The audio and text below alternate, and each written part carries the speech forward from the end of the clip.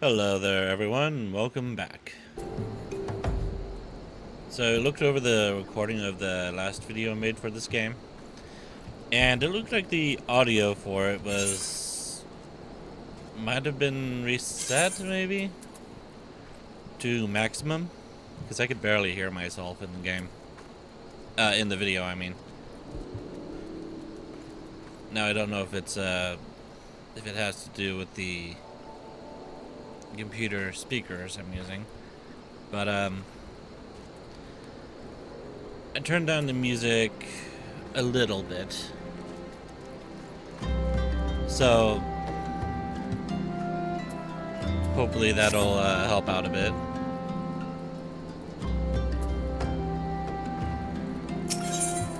Let's continue with the quest, shall we?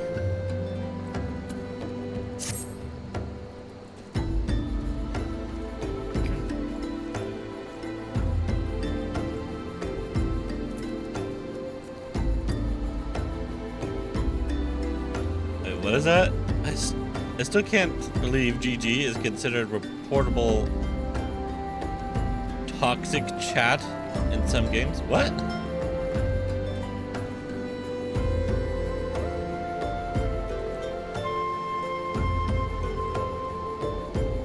How is GG toxic?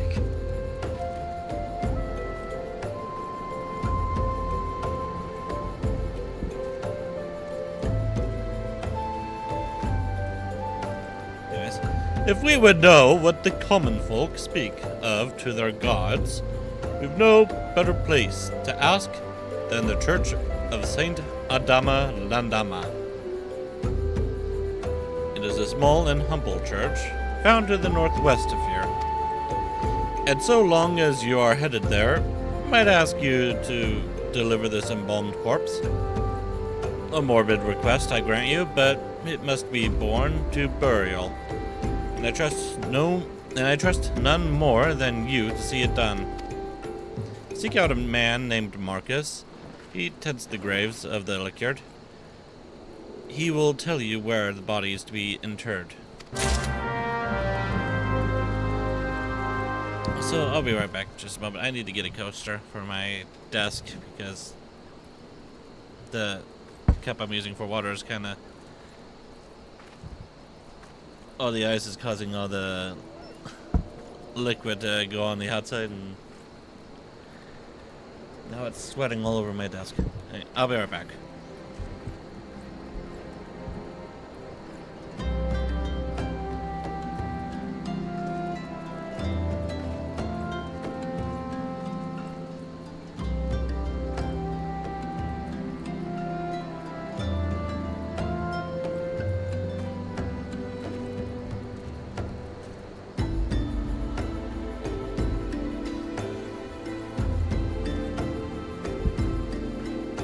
Stole one from the other room.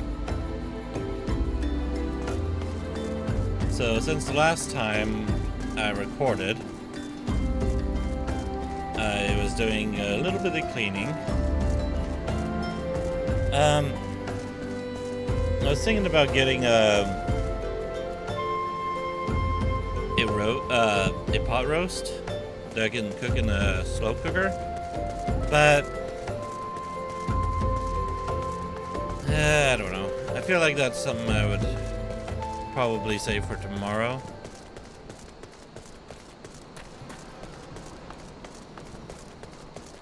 At least then, when I go to work on Sunday, I'll be able to have leftovers to eat.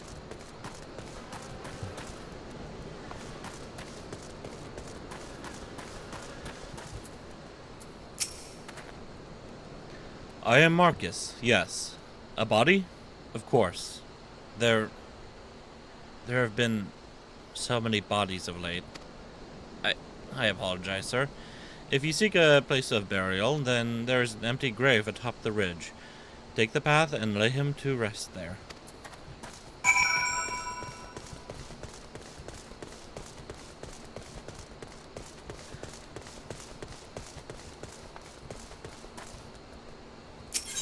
You guys should really invest in cremation.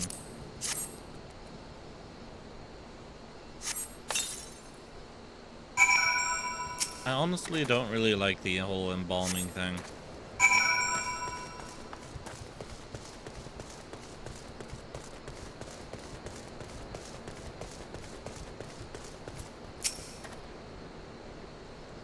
May they all walk in Thal's realm. What? Missing people? I'm afraid I cannot help you. But maybe Sister Orson can. She has been kind to me. Everyone has been so kind. I don't know why, though. Pardon me. You will find Sister Orson within the church walls.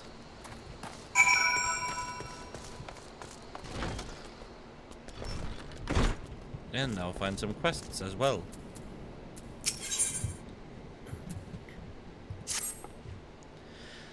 Be welcome to the Church of Saint Adama Landama. I am Sister Erel. I gather you are on no pilgrimage. You look to be an adventurer. If so, might I impose on you to help tend the liquor while you are here with us? The graves here far outnumber we who keep them. Alone, we cannot possibly do all that needs to be done. Would you see to gathering up the old offerings currently lying about outside? I made note of at least 6 during my last rounds through the yard.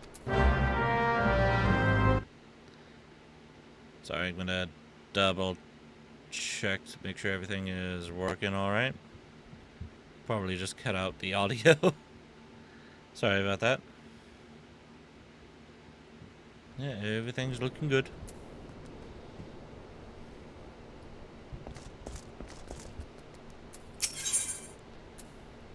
What do you got? Snow White dye.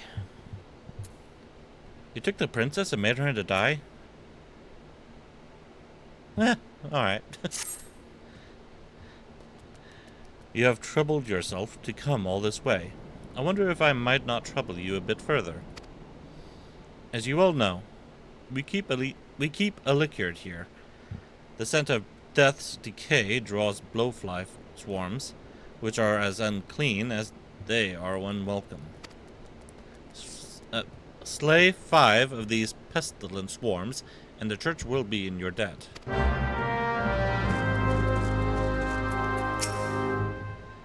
I hear you have done us the service of burying a fallen soul. Please accept our gratitude and extend it to Isambard when next you see him. You seek knowledge of missing Drybone inhabitants? It is true I am closer to the people than any other of the order. I confide in them, and they in me. When they wish to speak to their keeper, Thal, I am the medium through which they do. Okay. Should I learn anything pertinent, I will be sure to share the information with you. I only wish Marcus would be more helpful in the matter. I pray he did nothing to offend. He saw terrible things during the calamity. His scars run deep. Indeed, he seems to now prefer the company of the dead over the living. While tragic, I fear such behavior ill befits the church. I received word not long ago that one of our recent visitors, a man named Thancred, I believe, took offense to his conduct. I must have words with Marcus, and soon.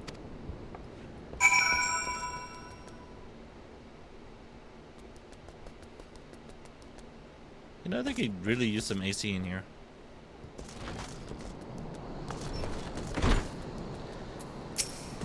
Alright, you swarms, be gone!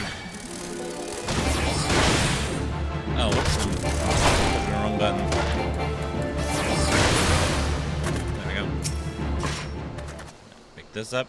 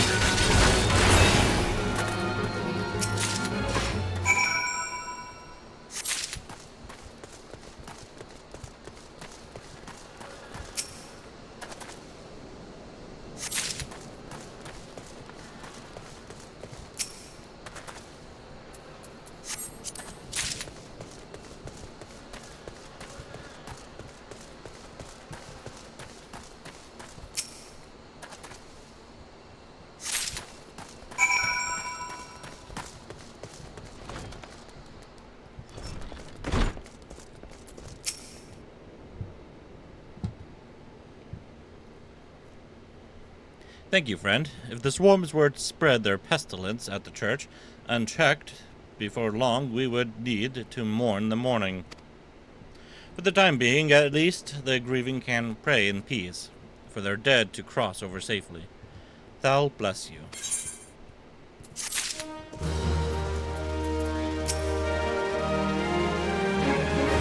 Were you able to gather the old offerings? Yep, here you go.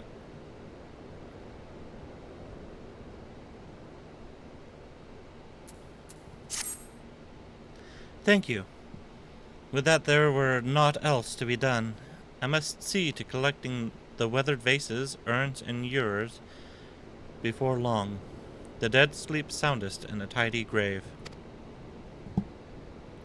I have no shortage of work to offer.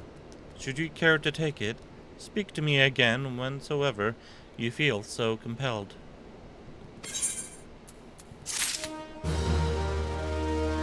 Also, another thing when it comes to cremation, in this game, you can avoid zombies that way.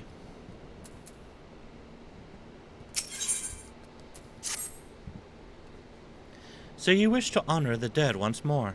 Excellent. Make offerings of these Nemea lilies at some of the simpler graves in the Illichard. The poor souls died alone, you see, with no one left to grieve for them. There were 5 such graves scattered about the Illichard that I would have you tend to. And remember, friend, mind your surroundings and pay the proper respect with each bundle of lilies. You're all they have.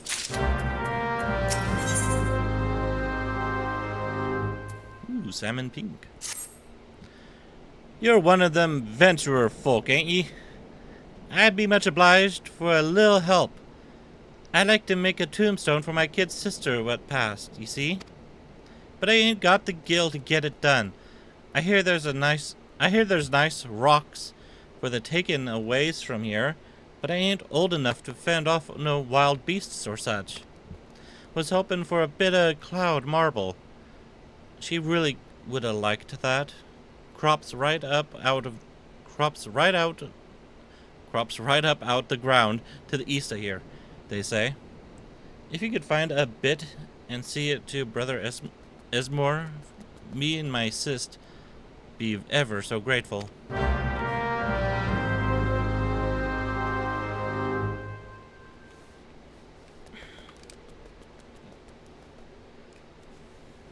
Hair keeps getting in my ears.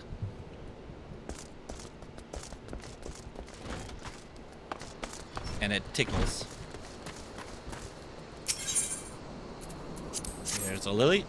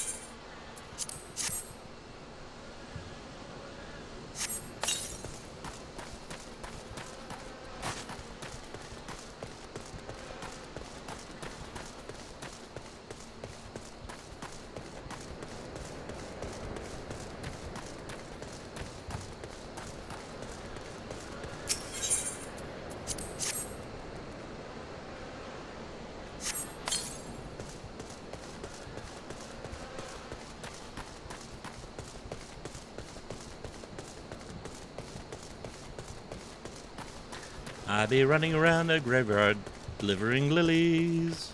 I be running around the graveyard, delivering lilies. There's a fight happening over here between an adventurer and some blowflies. I'm running around the graveyard, delivering lilies.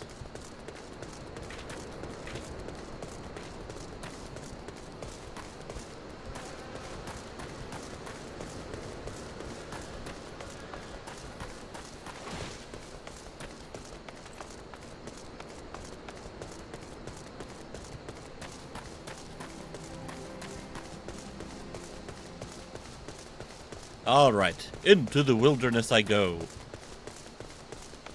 For there is marble to be had in them hills.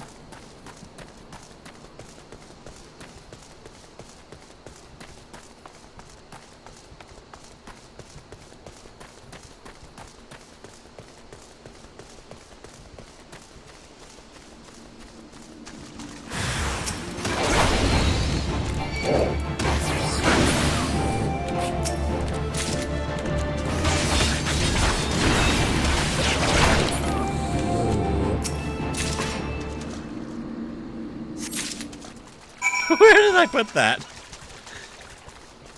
Boy, I am one strong adventurer.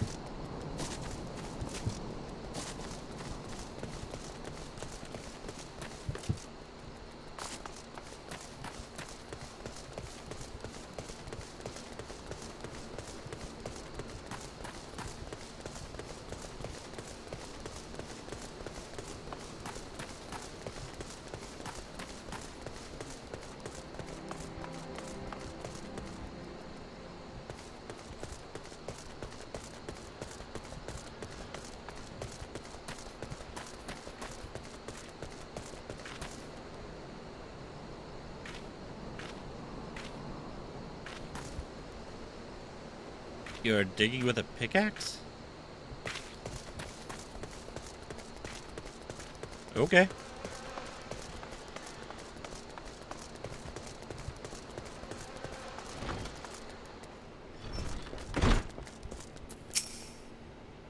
So many tragedies have befallen us in recent years. The calamity, the primals. Alas, it is only within our power to shepherd the souls of the fallen, and pray that they find peace in Thal's realm.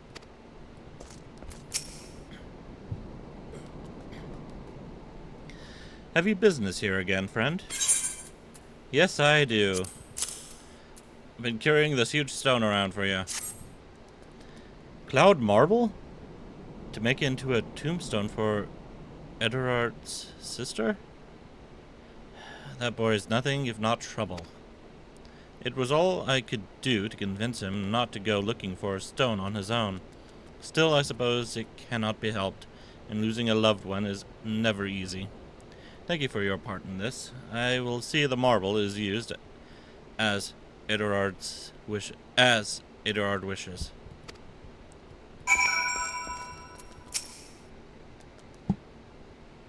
Once more, you have my thanks. No doubt the souls of the departed can take some small comfort in the care you have shown their graves. In days gone by, the Liquard was a small, humble plot. But that all changed when the Fire Nation attacked. The dead grew in number, and so the yard grew with them. It is still simple, despite its size, of course. It's the selfsame simplicity that keeps it from becoming more of a priority for the Order. We can ill afford to assign adequate numbers to its keeping, just as we cannot charge the poor to bury or be buried. I really don't think you should be charging anyone for that. Then again, I'm more for cremation over burying.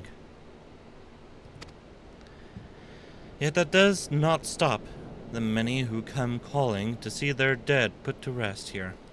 Those few of us who tend the yard haven't the time to see to the offerings our piety demands. Simple graves you visited belong to those who died alone. Let us pray the sweet fragrance you delivered grant some modicum of relief from their lonely solitude, if even for a short while. Gods, you adventurers sure are kind folk. Now all I need is coin for the funeral.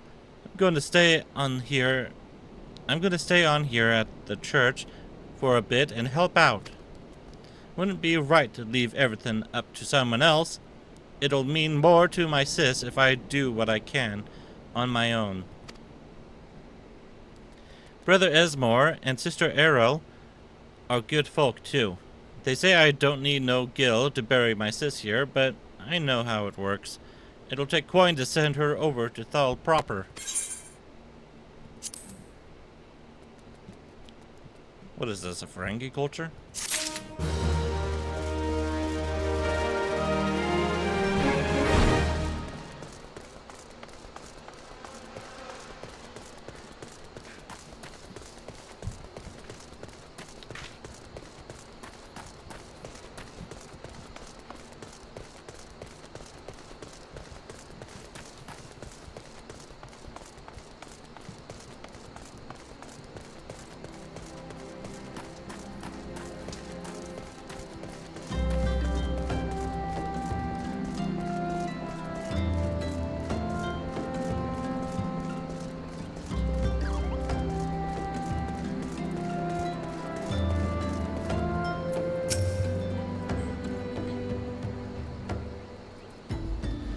Thank you, Byrnjolf. A burial is no easy thing, even when the departed is a stranger. Were you able to learn aught of the missing common folk? You've been keeping yourself rather busy of late, haven't you, Byrn?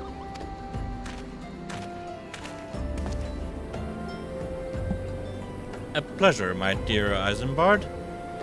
The name is Thancred, and I share a passion with you and our mutual friend here for learning what has become of these missing persons and why. I too spoke with Ungast, more times than I care to count. There seems to be some truth to this notion of the common folk speaking their secrets only to those in service to the gods. Prostration, prayer, penance, abject deeds done behind closed doors, away from prying eyes. Who better to take the pious unawares than she who takes confession, the good sister Orson herself? Orson? She wouldn't. She couldn't! Even the most beautiful roses have thorns, my friend, and you would be wise to keep an eye to this rose. Still the Lick-keeper Marcus. I'd swear to the 12 I've seen that face elsewhere before. Don't think too hard on it.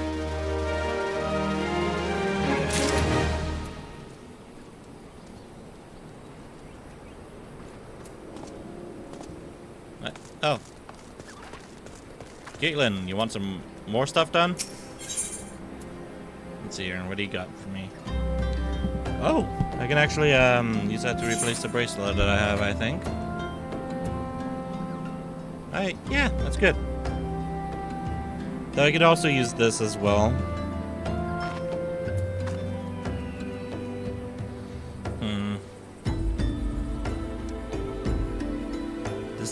Decisions.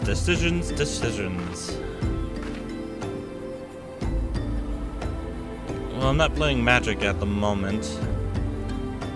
Guess I'll get the bracelet. It's you again! What impeccable timing! Oh, you needn't worry. I'm not going to ask you to put down any more mongrels on my dead fiancé's behalf. My fiancé survived by a brother, though. My fiancé is survived by a brother, though. He puts up at the Golden Bazaar, and he's asked that I bring him a load of tuco meat. I'd see to it myself, but as you all know, I must stay here to send adventurers on mongrel hunts until every last one of the bloody beasts in Eorzea is dead. That could be a very big problem for Eorzea itself, actually. I suppose what I'm trying to say is, would you care to fell some tucos and obtain 5 chunks of their meat? Once you have enough, please deliver them to my late fiancé's brother, Benegar, at the Golden Bazaar. Yes, ma'am. What do you got for me? Pants. I don't need any pants.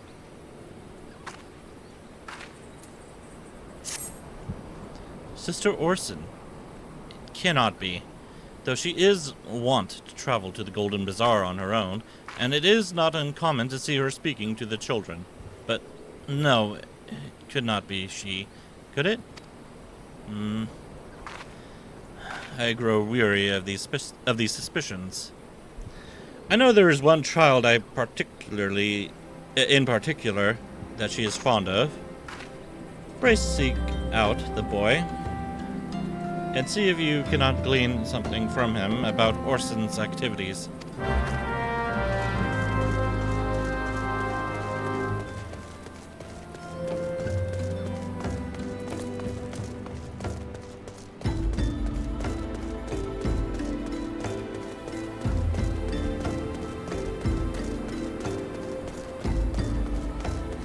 Dude's riding a cloud.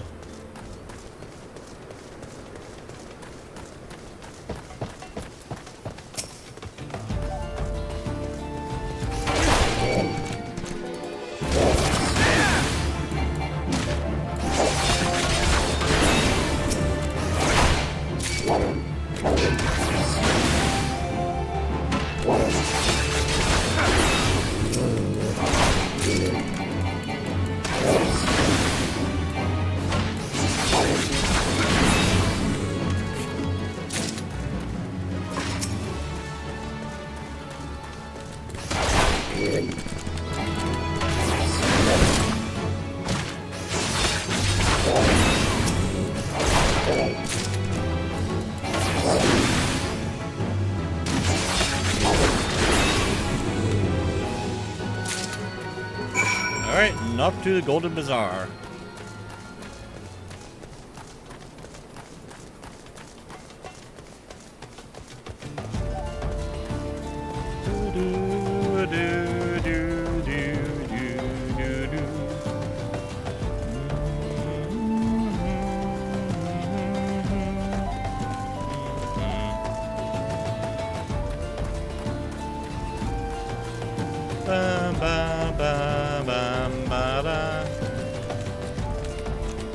Is that rain? It says fair skies. Oh, now, okay. Alright.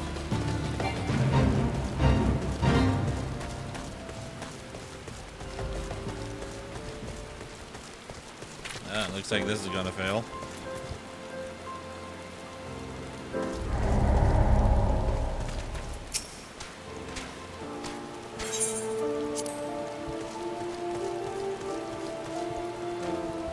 Stay clear from them two. Gave me the crotch rot, they did.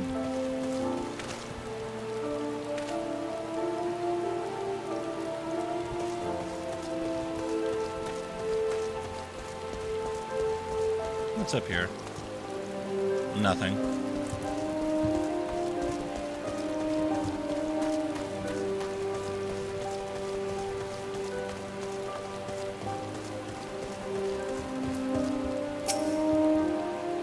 Where's that damn Tuco meat I asked Caitlin to bring? It won't be long before my patrons arrive. Caitlin has sent you? Excellent! This is more than enough Tuco meat. Some miners have come to stay at the bazaar while they prospect the area for mithril deposits. They value quantity over quality, so I'll be serving them a feast of this piss-poor meat. By the by, please don't tell me Caitlin is still standing at the same spot in Drybone sending adventurers out to slay mongrels. Yes, she is. She doesn't even go sleep anywhere. I told her no number of mongrel pelts or heads will bring my brother back to us. I've moved on with my life. It's past time she did the same.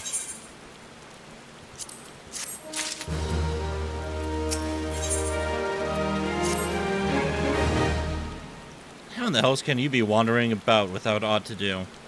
There's opportunity here at the Golden Bazaar as there hasn't been in years.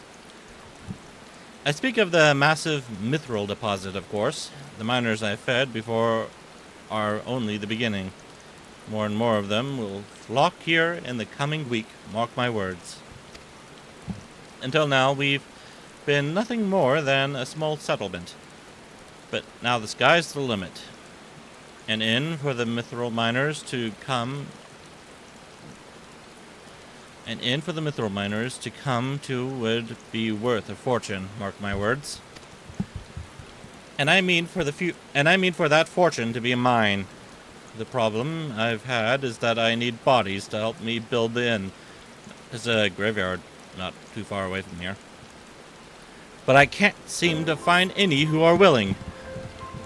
I'm sure the bodies in the graveyard will be willing. I mean, I can't see them complaining. I've drawn up these hiring notices, hoping that they might help. Would you mind helping to get me started by posting 5 of them up in prime locations? I thought miners were hard and rugged souls. I had no idea they could be so craven. You look like someone who can handle himself. Here to kill some pests for a Lalafellin lady. I'm supposed to be leading a dig among the ruins east of here for mithril deposits. But once the miners I hired saw the vandalous imps in the area, they all turned tail and fled. Slay some of the bloody buggers for me, would you? 4 dead imps should keep the others away and put the miners' minds at ease.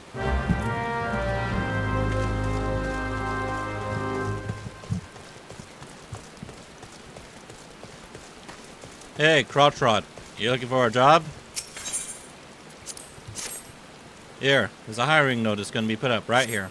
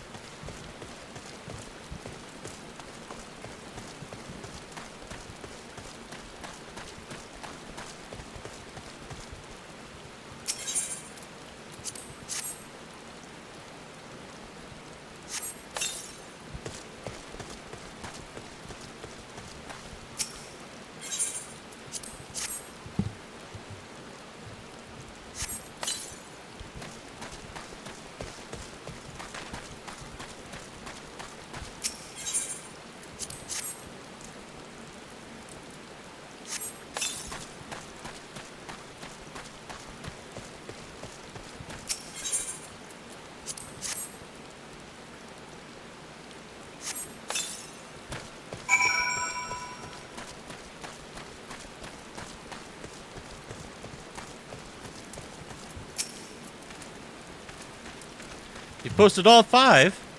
You're a 12 cent. But I truly don't want to let this chance pass by. Here, take 5 more hiring notices and see them straight to the hands of whatever folk you see loitering about.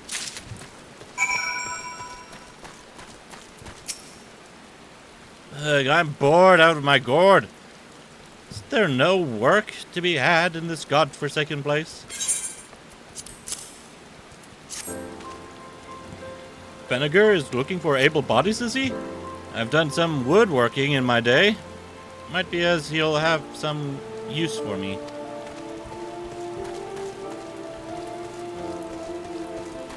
Excuse me, madams.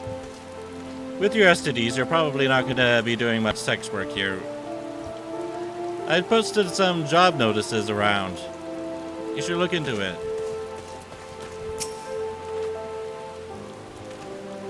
What is it? Can't you see I'm busy? Just standing around? Here, take this.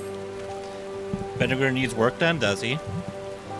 Seen more miners in the bazaar of late. I reckon that's got something to do with it. Rumor has it there's mithril in the ground around here. Wonder if there's any truth to it.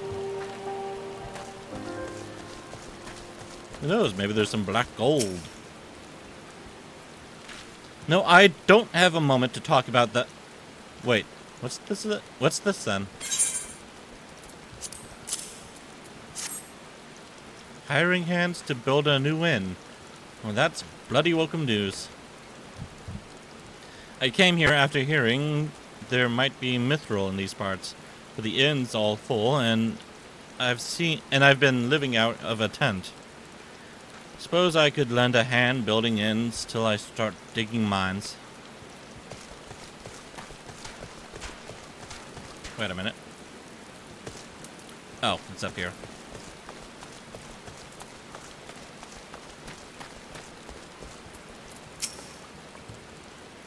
What's this now?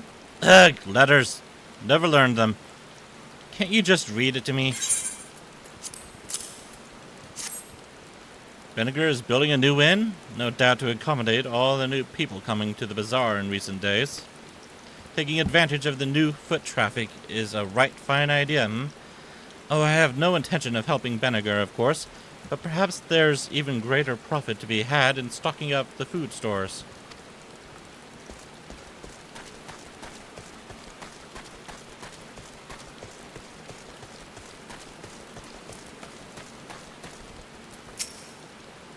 You have work? Carpenters? Thank the gods! I was afraid there'd be naught but mining jobs here. It's my vocation, to be sure, but a man needs some variety now and then. I'll go have myself a word with this Vinegar fellow.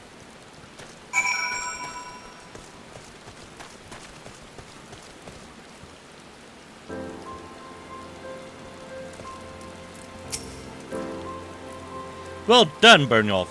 Thanks to you, I have a feeling I'll have the hands I need to see my inn built. I was in a dark place after my brother died, but now I'm going to breathe life back into the bazaar.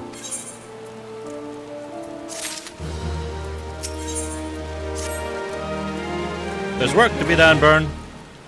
You haven't let me down so far. Don't start now.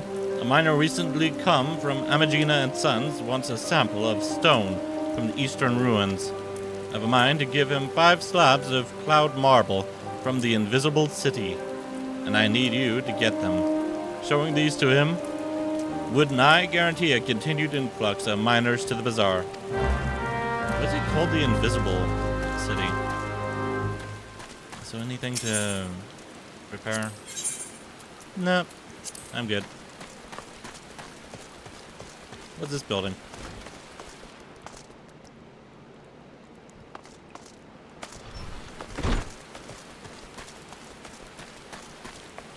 So where are they going to put the inn?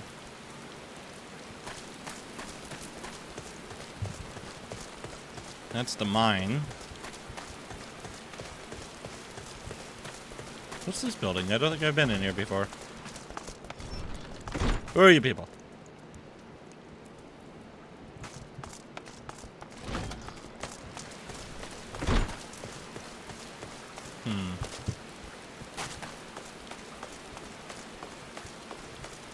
Have I never explored this place?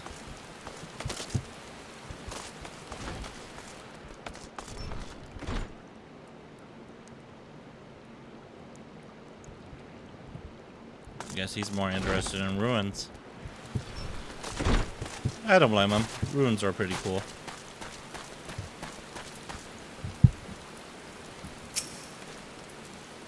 Please help! Sister Orson went out all on her own and hasn't come back. She always reads to me right here about Thal and the Order and the other side. Aren't you a bit young to be learning about all that right now? I told her I lost my shiny thing, and she went looking for it. But what if the monsters outside hurt her? Please find her.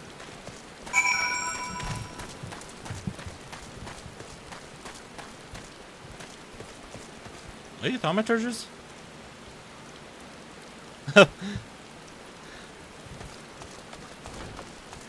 Hey, the Lollifells out here are getting hungry.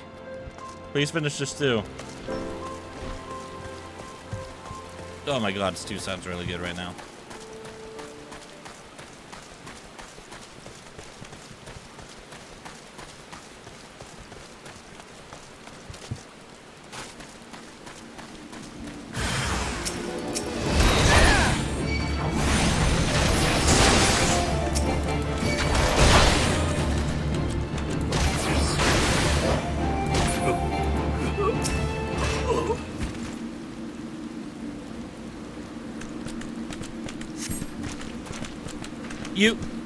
You're the one from the church. Thank goodness you arrived when you did. It seems my gratitude is yours yet again. You spoke with the child? Yes, well, I was able to find his lost trinket. It is a ring given him by his mother before she passed. I will see it safely back to him.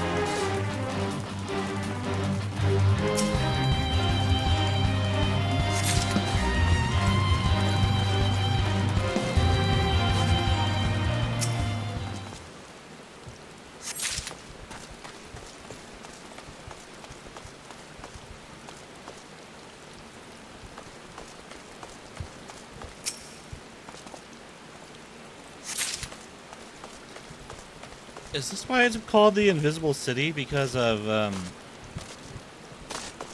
Oh, I guess I need a mount to get over there. Well, maybe not. It's because the entrance to the city leads out to the middle of nowhere.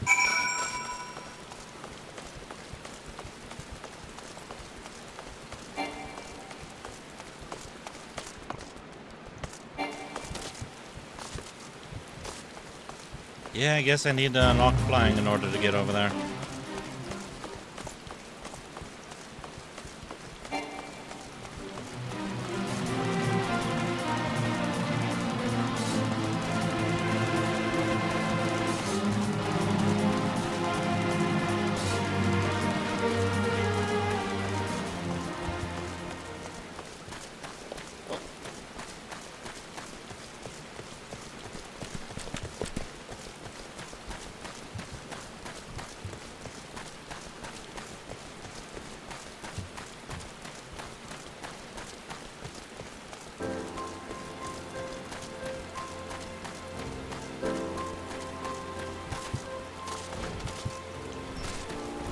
Are you sure you want to be leaving all these out in the rain?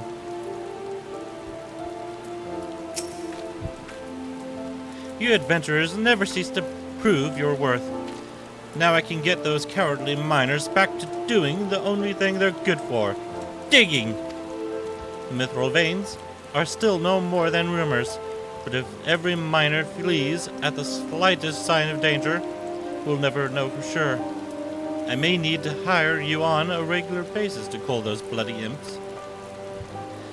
I fear it will be quite a while yet before any proper mining can be done.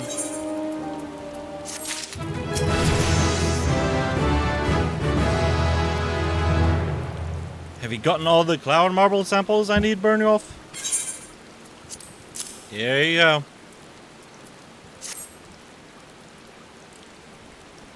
So this is the cloud marble I've heard so much about. Gods, look at the glimmer in this stone. I must admit, I had never seen it for myself. I had only heard tell of it. I see now why the mithril rumors have risen. Now you listen to me, you bloody rock. The Golden Bazaar is counting on you. If this talk of mithril turns out to be a farce, I swear by the 12 I'll dig up every last pebble of you myself. Grind you to powder and sell you to the chocobo stables to sup a piss and runny shite. Yes, well, sorry about that. It's just that ever since the war saw the road to Alamigo cut off, the bazaar has fallen on tough times. It's a waypoint choked off from its way, and is now little more than a point. But I will not let it be so. I am going to make the Golden Bazaar golden once more. From there, I'll become one of the richest men in Thanalan. Then I'll finally be able to give Caitlin the life those mongrels stole from her. Oh, are you going to marry her? She's held on to the memory of my brother for so long, she's become blind to the people who care for her. People like, well, I don't suppose you could keep that last bit from Caitlin, could you? Don't worry, I won't be talking to her again, I don't think. It seems the 12 are intent on plaguing me all my days. Before the imps, and now the earth sprites. I ordered a haul of digging tools from the merchant to the north. He was headed down from the Black Shroud when the earth sprites overtook him. Luckily, he was able to escape to Camp Drybone with his life. I need you to make that road safe, friend. Put down 3 of these earth sprites to keep the others at bay and ease the minds of any traveling merchants. Once the deed is done, find the merchant Ruramaki at Camp Drybone and tell him to bring his haul the rest of the way here. Yes, ma'am.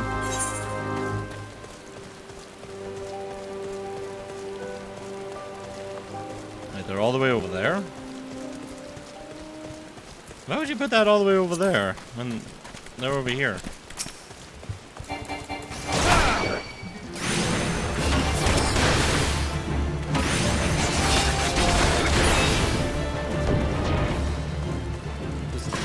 perfectly good earth sprites right over here.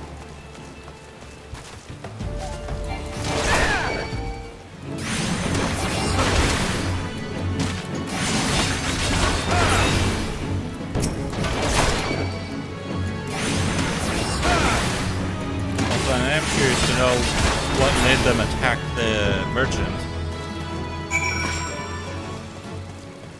Because aren't they supposed to be passive?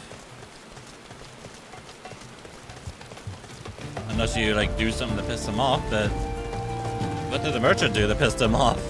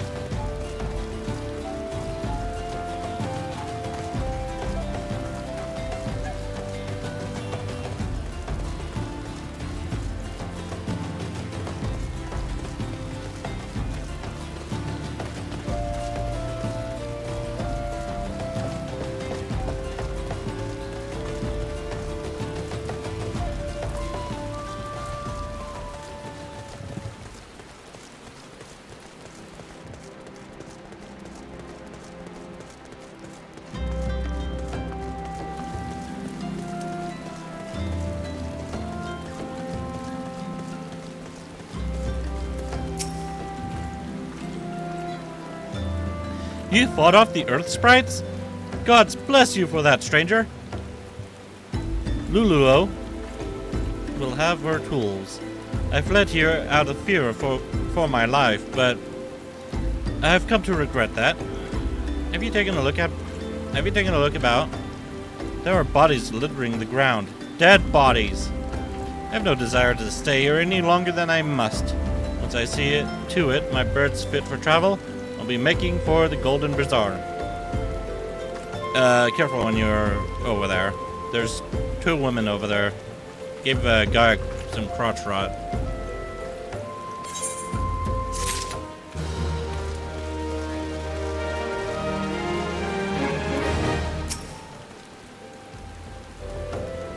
Sister Orson was attacked outside the Golden Bazaar?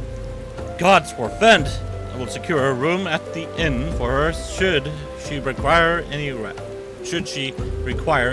Are those peas over there? Sorry, I got distracted. Searching for the mementos of orphans and risking her own well-being in the doing, no less? Certainly not the dastardly deeds Thinkrid would have us believe.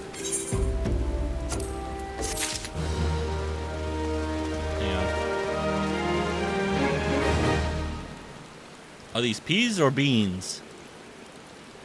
Wait, what did you say they were? Green lentils. That's all. Brown and green lentils. That's all we have. What's this over here? Huh. Man, I remember lentil stew my mother used to make. It was really good. And then I got sick of it because she made it a whole bunch of times.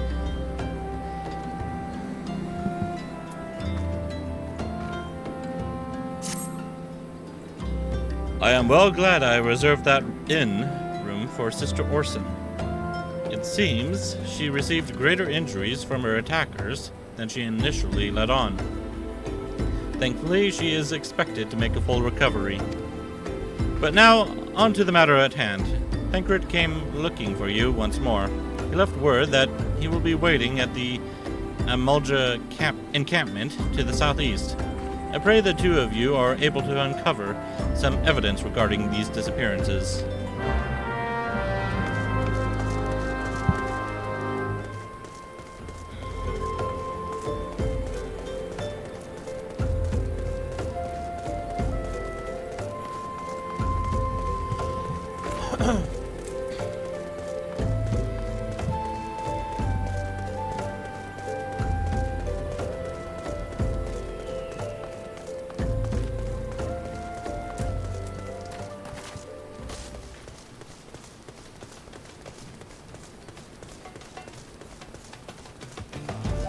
It should be over there.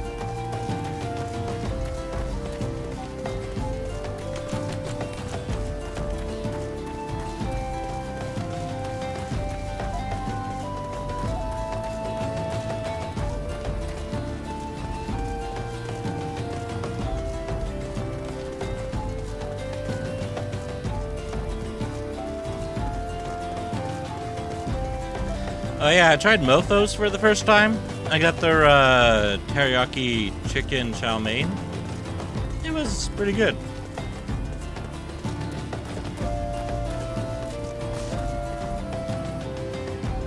Though it was probably a little too much on the noodles. Like one part of it ended up being lunch and the other part ended up being dinner. And again, it is kind of like that when it's Olive Garden as well.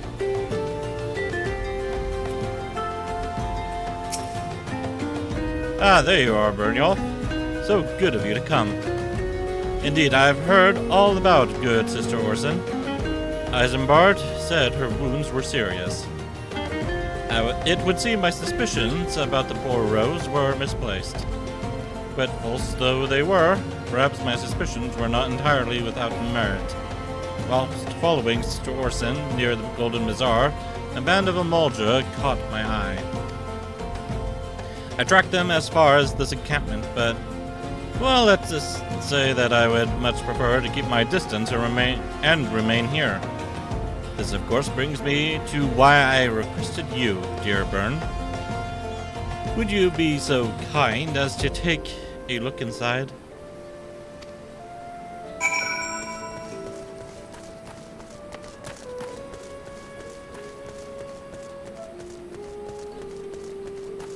Hi there. Mind if I pass through? I love being high level. Give me that.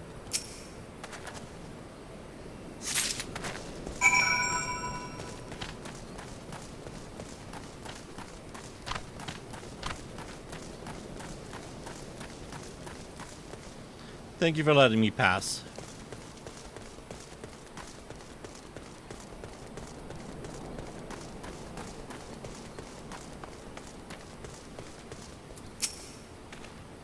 Well, did anything tickle your fancy?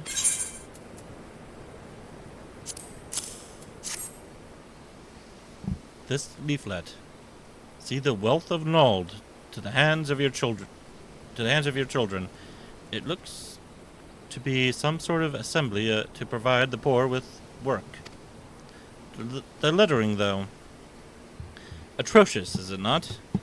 These bits about Nordthal seem somewhat less than studied.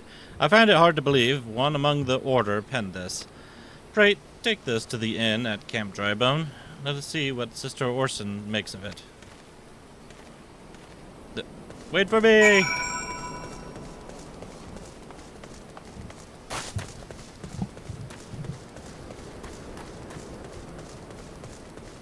Thancred using phase travel to get to places before me. How very rude. Let me have some of that power.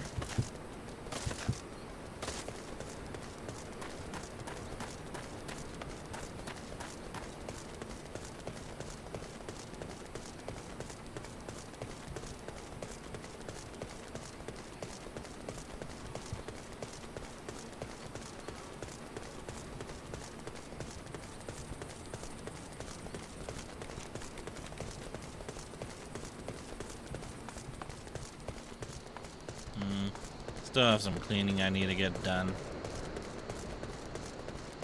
Still good about my room while I'm making my way back to Drybone.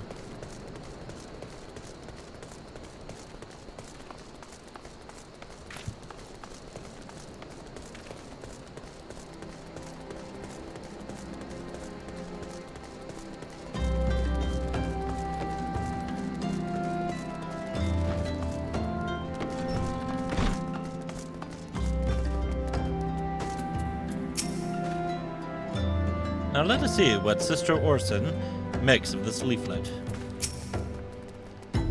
My savior comes again. To what do I owe the honor this day? I found this. Can you make heads or tails out of it, please? What is this? Blasphemous! These are not our teachings at all! This was not made by any true brother or sister of the Order. Of that I can assure you. Come to think of it, weeks ago the church was plagued by missing garments. Could someone be posing as a priest of the Order to deceive the people? The plot thickens. A culprit pretends to be a priest to lend credence to his deception. There is no doubt any irony in there. There is no doubt an irony in there somewhere. But I suspect we have a worthy adversary on our hands. I shall consider how best to handle this. For now, tell Isambard what we have learned here.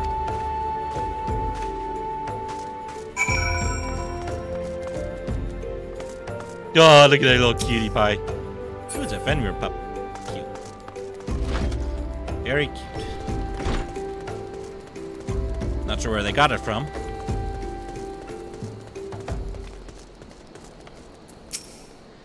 Posing as a priest? To think. These troubling notions aside, it is gratifying to finally be able to move this investigation forward. Thank you once again, Byrnjolf. I shall keep my ears and eyes open. Now more than ever.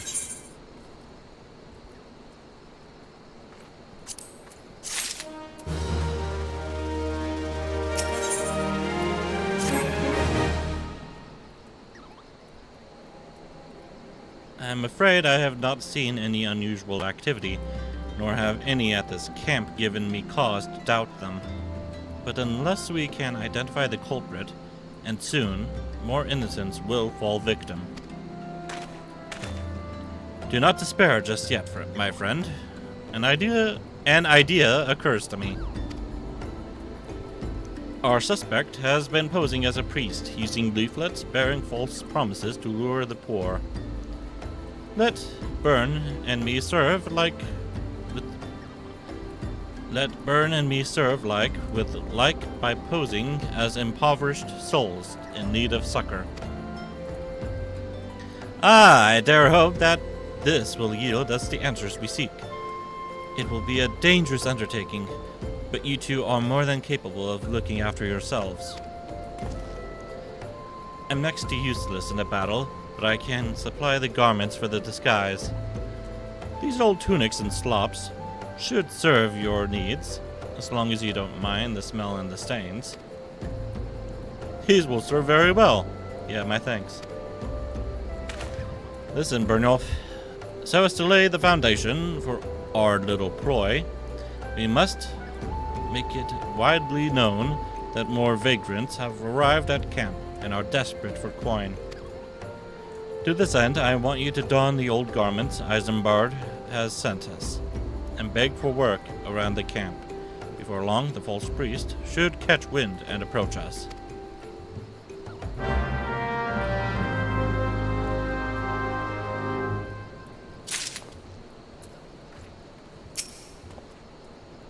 I want you to don the old garments, okay.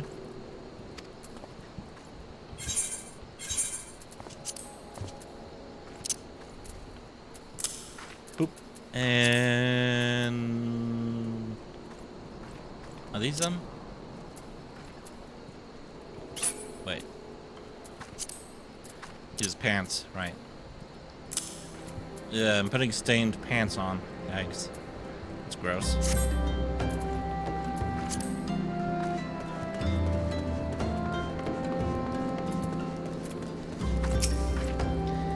I preach the teachings of Azima, the warden. Hast thou come to partake of the honey of her wisdom? Azima is keeper of the sun and goddess of inquiry. All is laid bare beneath her the light of her divine countenance. Open thy heart to this light, needy child, and thou shalt want for naught till the end of days. Aren't I, yeah, I have Azima as my guardian. Nice.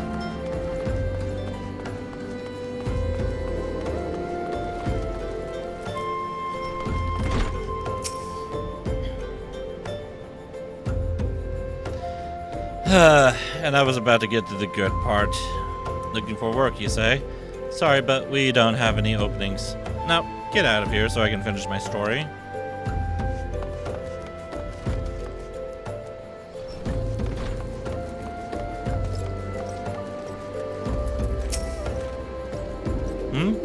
And you are?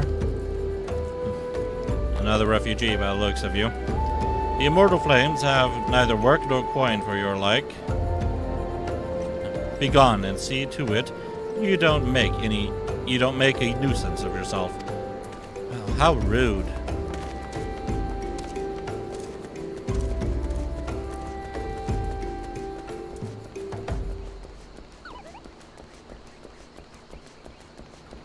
You could like try to get me into enlist or something.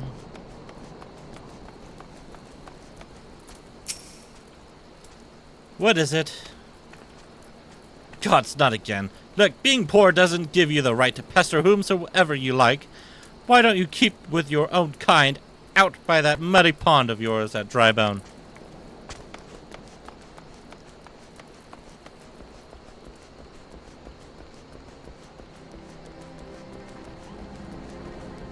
How very rude.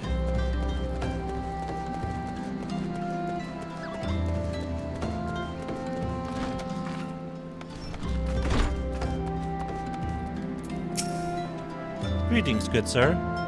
Is there aught I might assist you with? Oh, I don't believe there is. I'm afraid our wares are very expensive. Maybe you should rejoin your fellows out at the pond north of Sandgate.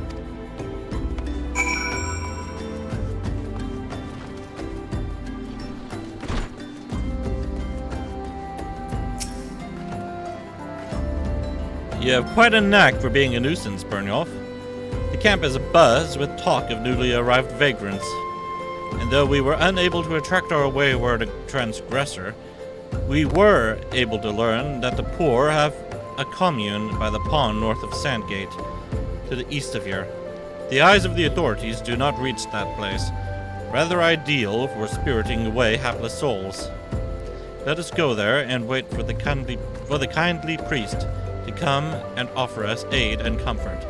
Needless to say, you'll need to remain in disguise.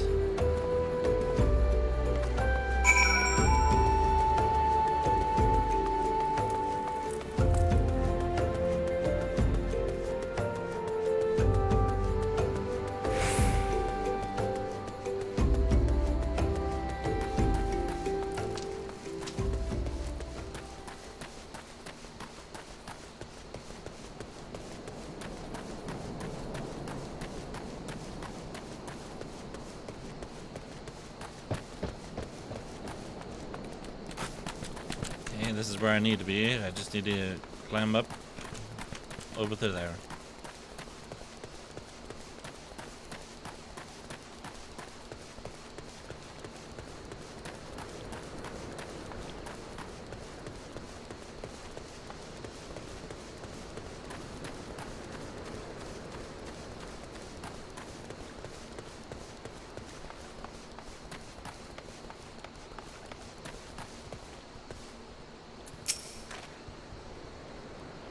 A fine evening for catching false priests, wouldn't you say?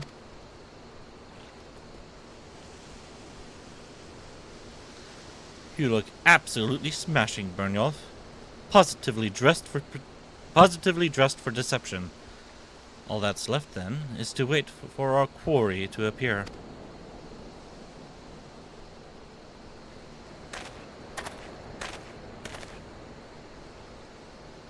Oh, you poor, unfortunate souls. Isn't that... Yeah, that's a line from the song from Little Mermaid. Oh, you poor, unfortunate souls. This is no way for men to live. No way at all. Who are you? What do you want? Be at ease, child, for I mean you no harm. I am a priest of the Order of Nordin, and I come to offer you succor. This leaflet bears the teachings of Nord. Trust to them, and they will surely set you free from the shackles of penury.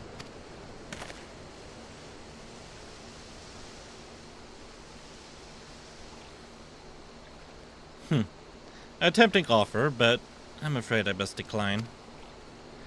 On account of that atrocious performance, you would have made a god's awful mummer, Ungust.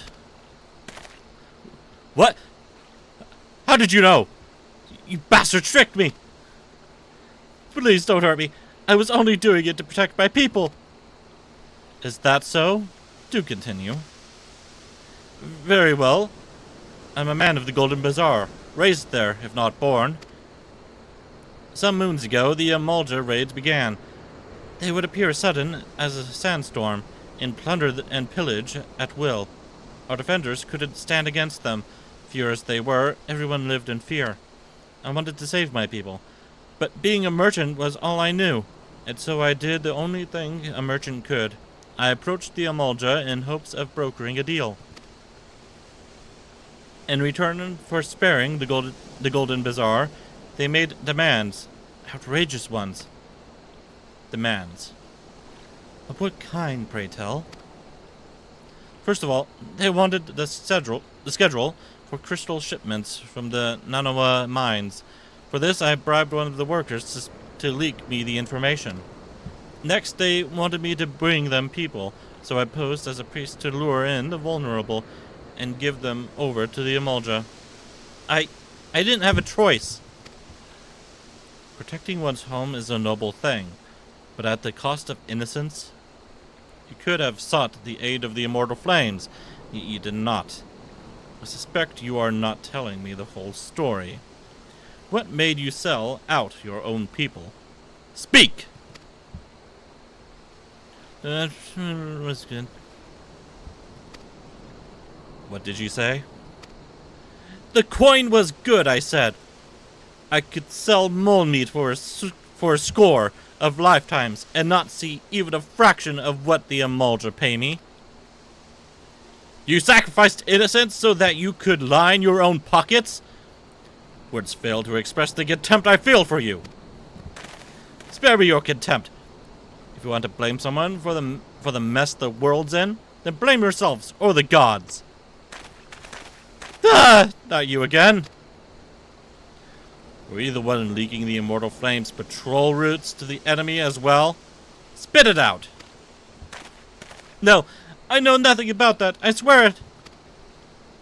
At this stage, I'm rather disinclined to believe aught that leaves your mouth. But no matter. There'll be time enough to learn the truth.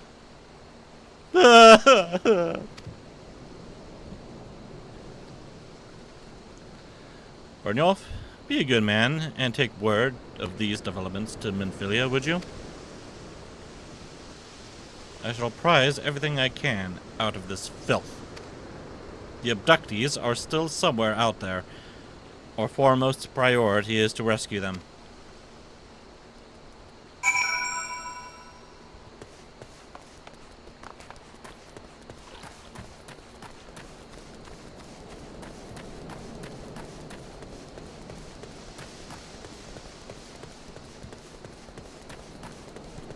I guess I could use one of the Vesterber Bay teleport things.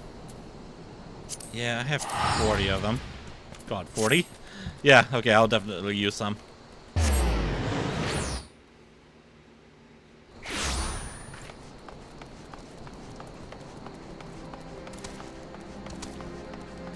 Oh, is this a dungeon I have unlocked?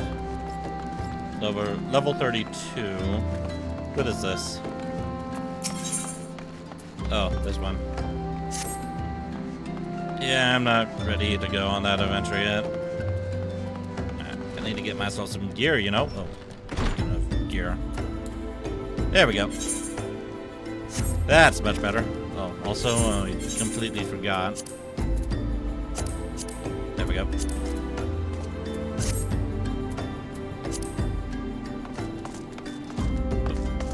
Anything to report, Tataru? No, nothing new.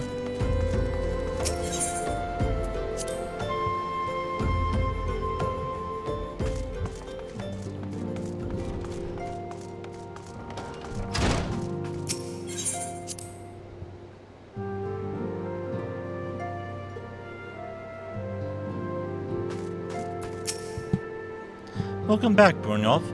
I am pleased that you and Thancred have been getting along. I see. You have done well to uncover the truth. My thanks for the report. As Thancred said, we must ascertain where the abducted were taken, and none but the Almolja know the answer.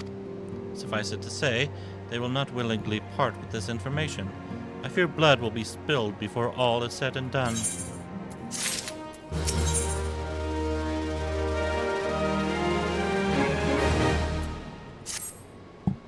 Though we seek a peaceful solution to the primal problem, we must needs be ready to fight for our cause. That you might take to the field, suitably prepared, I would have you meet with a goblin acquaintance of mine. His name is Mudamix Bubblypots, and he is a scholar of no small repute. Mudamix is renowned for having introduced a revolutionary method of enhancing equipment to Eorzea. The knowledge of this method was once a closely guarded secret. But thanks to Mudamix and his students, it has now been disseminated to the great benefit of all the realm. It would serve you well to acquire an understanding of the process. For this purpose, I shall lend you a blade. Take it to Mudamix and bid him use it to demonstrate his craft to you. Mudamix is ever to be found at his camp in central Thanalan, a place known as the Bonfire. Look for a pillar of smoke, and the way will become clear.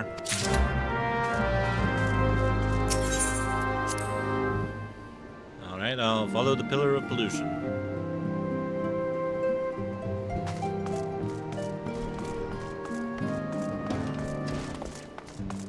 Anything new down here?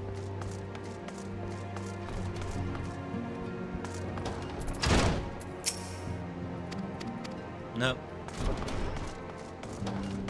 I don't see anything or see anyone new.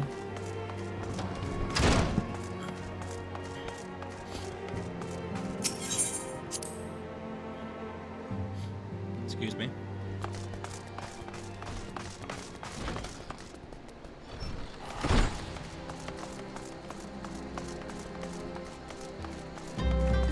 I'll leave that alone for the time being until I'm actually ready to go on some dungeons.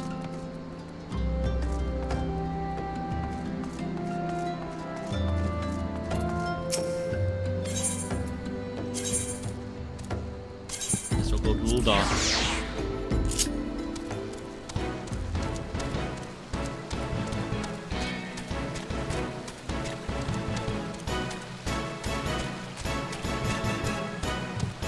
I don't need to go all the way, I just need to get close to the passageway to central Thanalan, and then I should be able to get there on foot.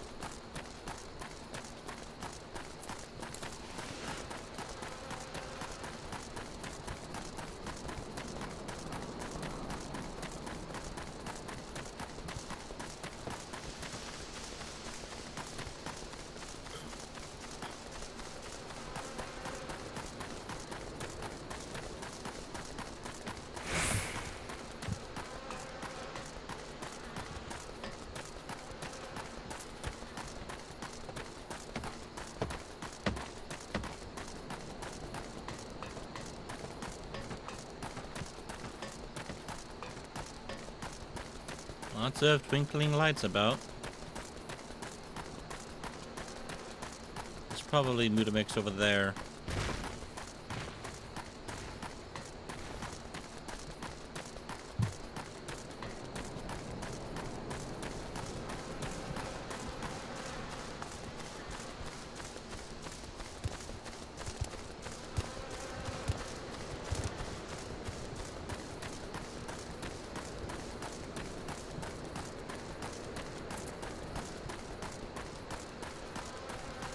Guy's probably doing the same thing I am.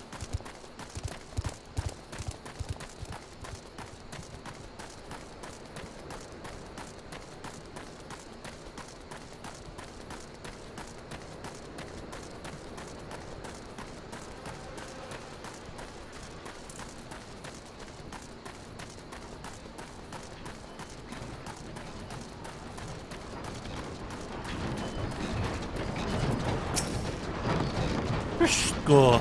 Who is Uplander come to tent ring of Mutamix bubbly butts?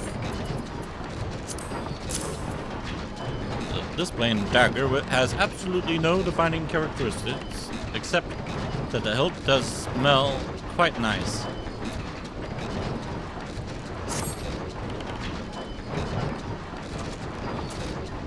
Why am I sniffing the hilt? Whitey Tool drinks in airy self. When full of airy self, Whitey Tool changes to stony shine, name of materia. If materia join with other Whitey Tool, the big eyes, Whitey Tool gains power of airy self. Fiscal Mutamix is reckoning that Uplander is friend of Minfilia. That's right. Yes! Tongue flaps reach ears of Mutamix with fastness. Minfilia wants Uplander to see power of materia. Uplander brings Whitey Tool to Mutamix, yes?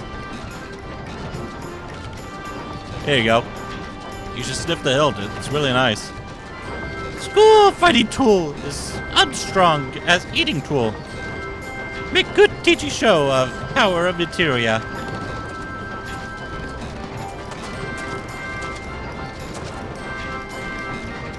The materia master. Now eyes of Uplander point at Whitey Tool, yes?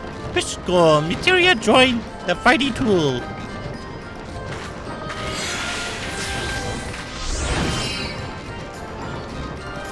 Whitey Tool gains power of materia. Whitey Tool reborn. Here, Uplander, take Whitey Tool to Minfilia. Materia, strictly speaking, is a kind of crystal. It is created by drawing out the etheric constituents from a piece of equipment and then crystallizing them. Not just any old equipment will serve, mind you. It must have sufficient spirit bond, that being a measure of how fully an item has been imbued with its owner's spirit. When ye attach a piece of materia to gear, ye imbue the host item with its power. That's how Master Mutamix turned that dagger of yours from a summit as would have struggled to cut stake into a weapon worth wielding. Wishko, Uplander wishes to be joiner of materia? Then Uplander must fill brain case with knowings of crafty making. With knowings of crafty making, Uplander can become joiner of materia. I don't have any crafting skills.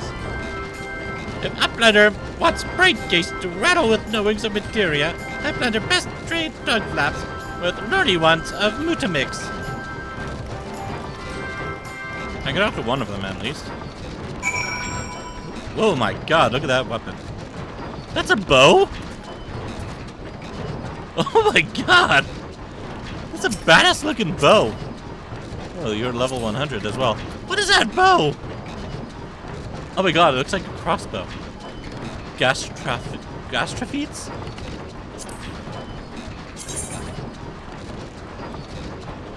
Oh my god. What does this look like? Oh my god. That looks ridiculous. Okay, that's pretty cool. I love it.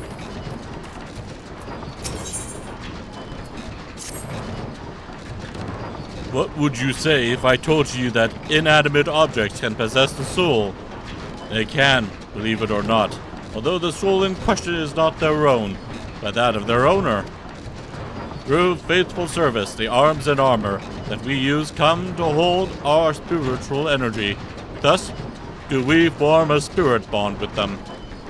This spiritual energy can be drawn out and converted into materia, a special kind of crystal that can be attached to gear to enhance its properties. As long as it has a slot for it, as far as I know. I am well versed in the ways of material extraction. If you wish to learn more about the process, it would be my pleasure to teach you. You are ready to commence your learning. Good. As you will have gathered by now, materia is the crystallized form of one spiritual energy. As this energy is derived from an individual psyche, a volatile beast at the best of times, a degree of variance is to be expected in its production. In practice, this means that you won't know the exact properties of a stone until you cradle it in your hand. Now, materia won't grant you much of anything on its own. Its power must be tapped, see? And this is achieved by melding it to gear. Know, though, that it takes the deft hands of a craftsman to meld materia. You can always seek others to attach materia on your behalf. But if you would sooner do it yourself, I recommend you speak with Hubas. Sure, Hubas. Melding is her field of expertise. Yeah, and then I need a... That means I'm going to need to learn some crafting. Cycle of the hand, I think, is what it's supposed to be. Yeah. Boo! And need them at level 19 as well. Yeesh. Who are you supposed to be? Who are you? Man wearing bandana on his face. Very suspicious. Okay, I'll just use that to get back.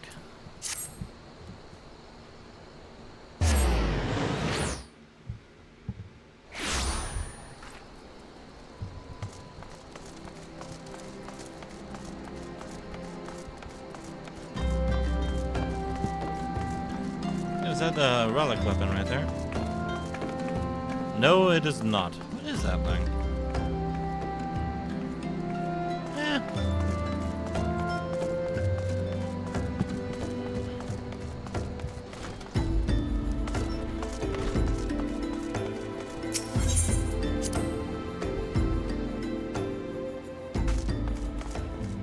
Anything new down here? The Stola is still standing around. Nope, nothing new.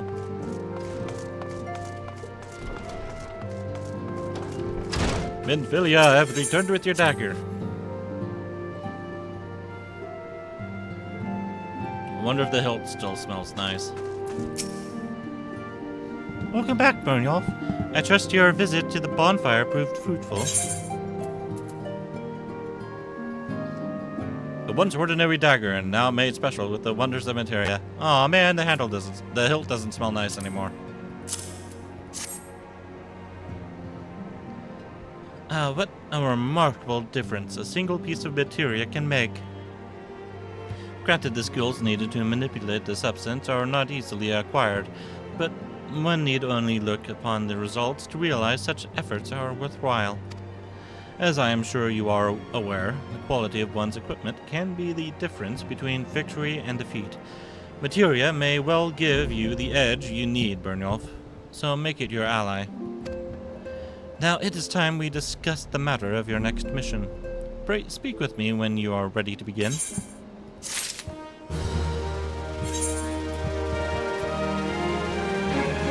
So, the gear I'm using right now, I can... Well, sort of using right now. I can meld materia into. Can I actually extract it right now?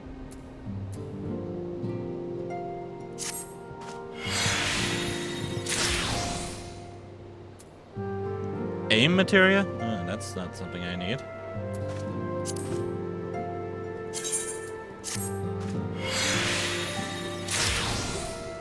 Battle dance. That looks like it might give me tenacity.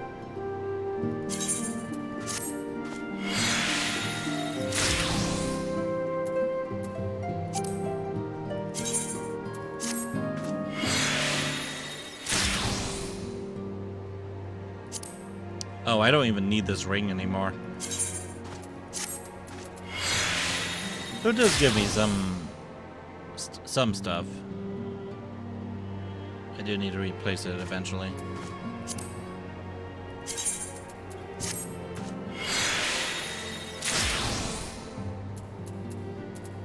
Okay, and I do have other stuff as well. Hang on. Yeah, I had a feeling about that. Oh, I can't even extract materia from it while it's in my inventory? Oh, I can't even do it at all. Never mind then.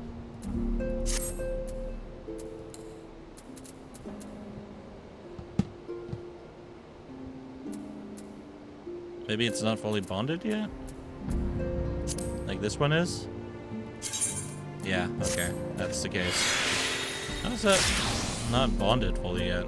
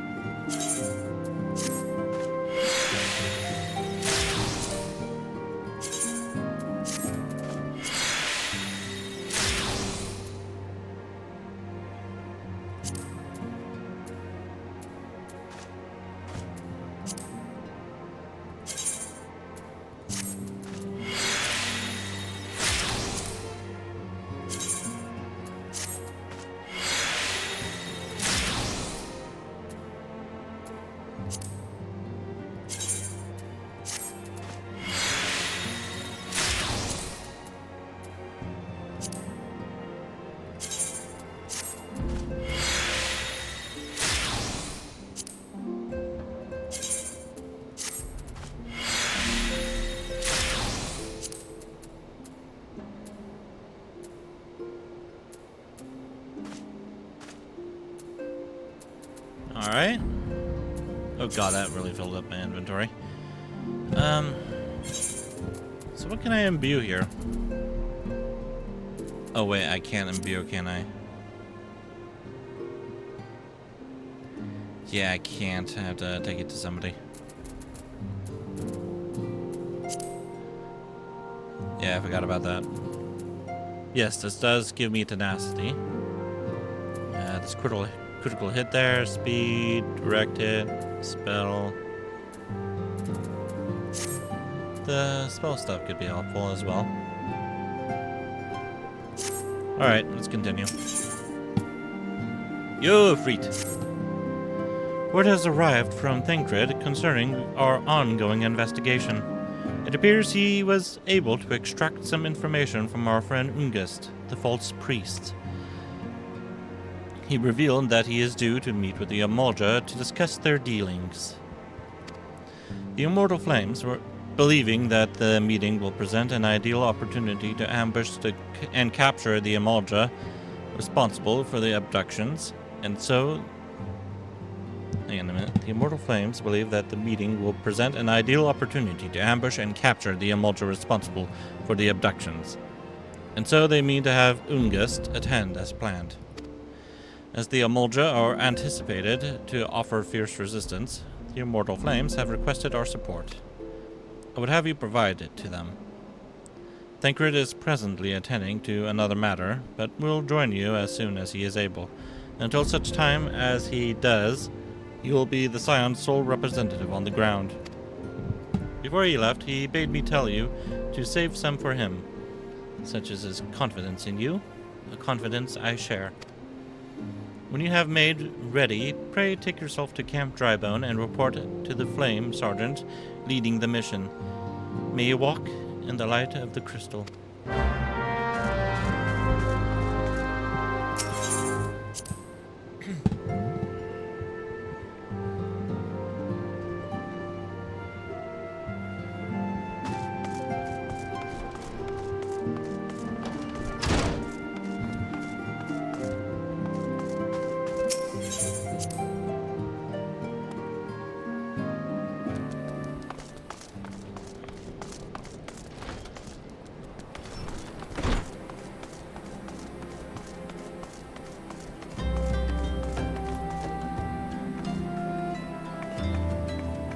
Nice armor, friend. Isn't that Heaven's Ward armor that you get? I think it is.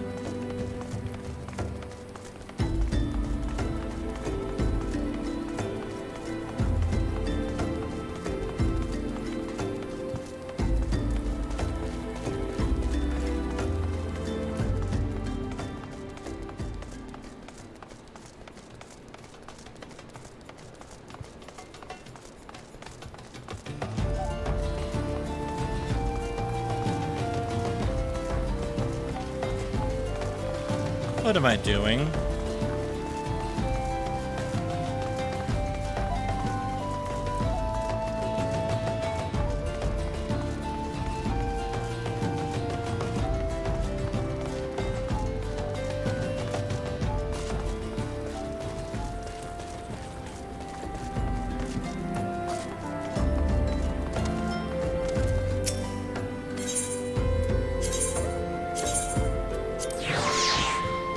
There we go.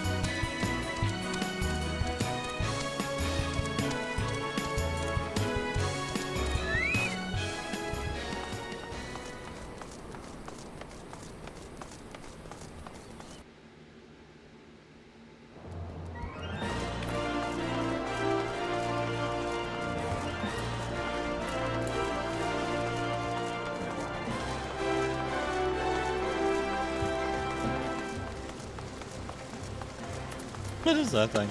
Is that a fat chocobo? It's a heavy hatchling. How cute.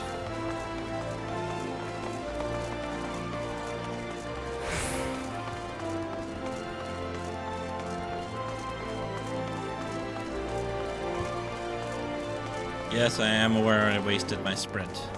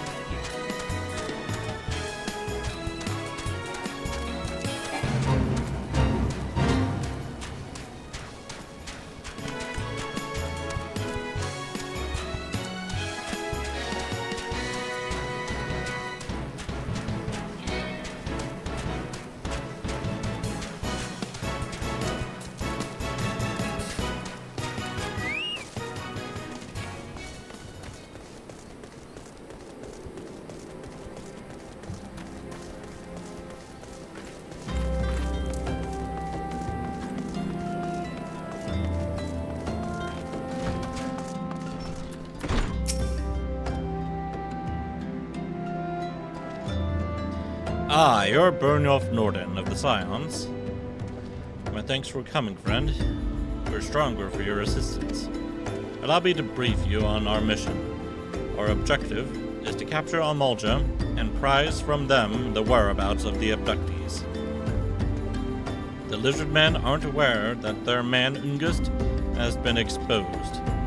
When they come to the rendezvous point to meet the traitor, we'll spring the trap. Owing to the clandestine nature of the mission, we can deploy only a small contingent. Every member must count, and so we requested the aid of the Scions. The rendezvous will take place at the Invisible City. Please make your way there and lie in wait. We stand to learn much and more of the Amolja plot if the mission succeeds, Byrnjolf. Just make sure it does.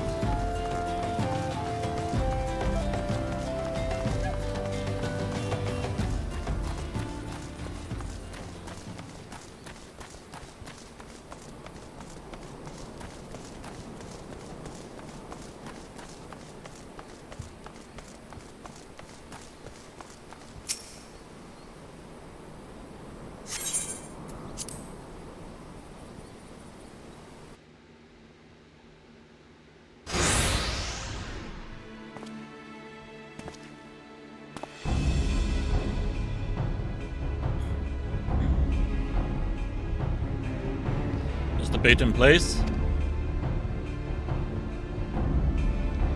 Our man is in position, sir. Good. We'll make our move as soon as the Amolja appear. Yes, sir.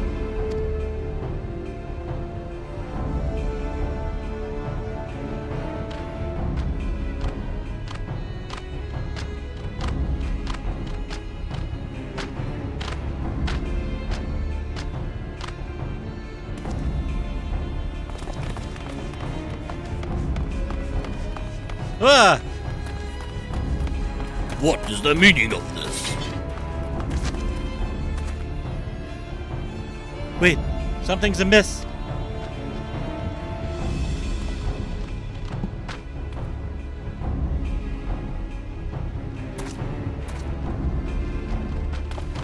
Ah!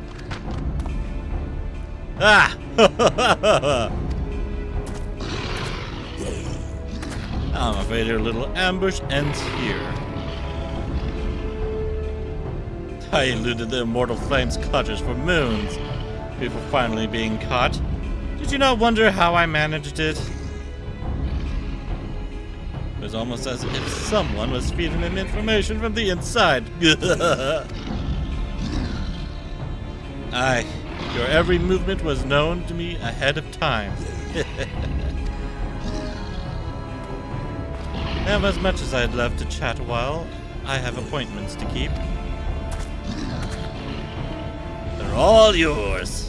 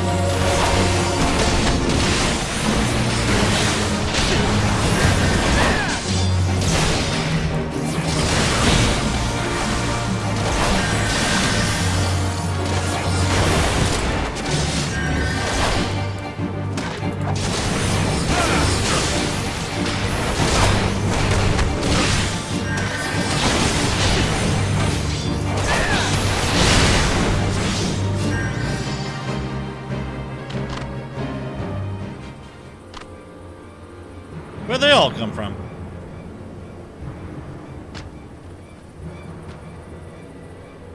Put up your weapon, or your comrade's dead, or your comrade's a dead man.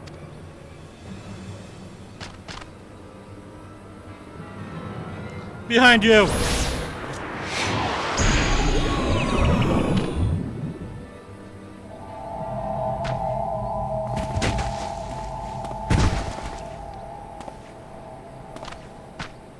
Bring him.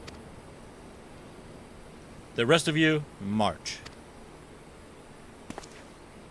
Traitorous scum!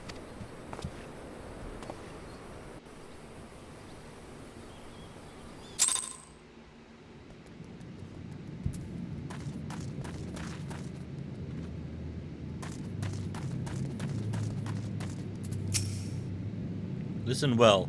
These waters feed into the marshes of Drybone. A short swim will see us to freedom. However, if all of us attempt to flee, we are like to be discovered. You alone must sneak out and assemble a rescue party. Once you have one free, seek out our comrade stationed at Drybone. He will show you the way back here. May the 12 speed your way. No, I don't want to leave. Well, we found all the civilians.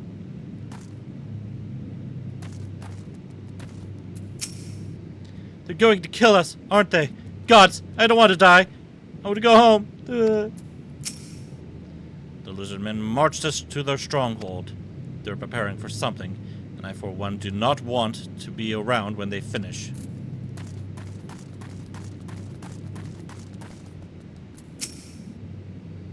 The lizards claim they will soon bring us before a Efreet for tempering. All of us are as good as dead.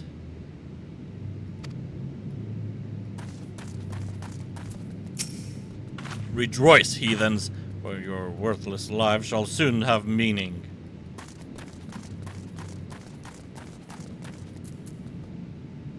We make our own meaning to our lives. We don't need gods to tell us what our lives are supposed to mean. I fear the Amoljas mean to give us to their god as an offering. If I must die, then let me die a soldier's death with steel in my hand.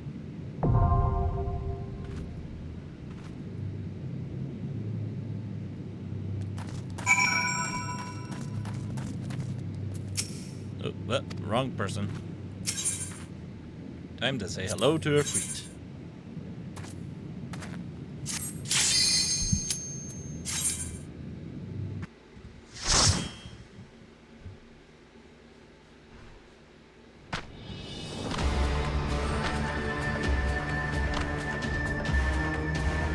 Lord of Inferno, hearken to our plea. Lord of Inferno, deliver us from our misery.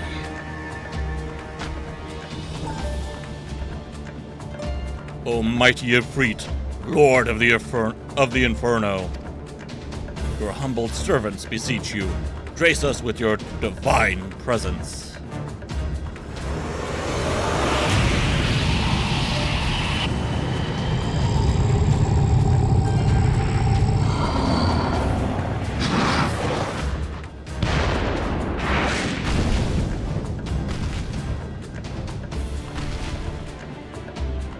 O mighty Efreet, we bring before you ignorant savages who know not your godhead.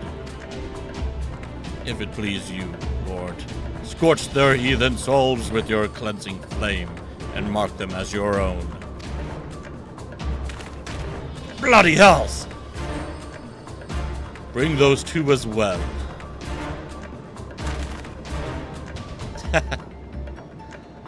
What's going on?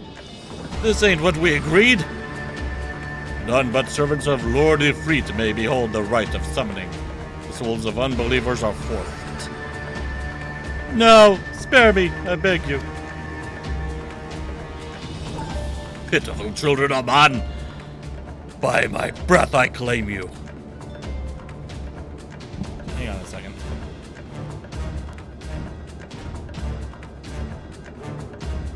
Arise once more as my loyal minions.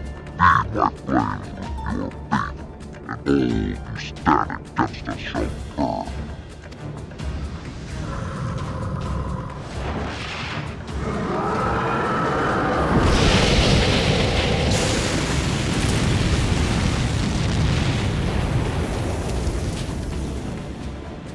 Oh, mighty Efreet, my one true god.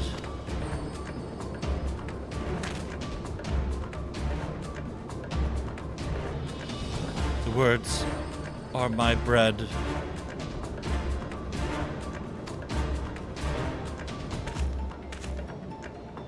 Impossible! By what sorcery do you resist my master's will?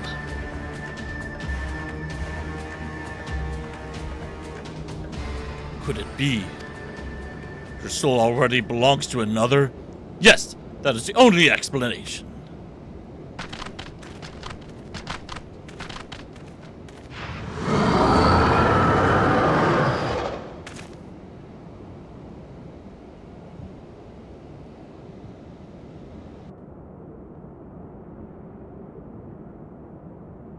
Forsooth, thy frail mortal frame can serve as vessel to the blessing of but one. Yet I smell not the taint of another upon thee. The truth of thine allegiance waxeth clear. Thou art of the godless blessed's number. The paragons warned of thine abhorrent kind. Thine existence is not to be suffered.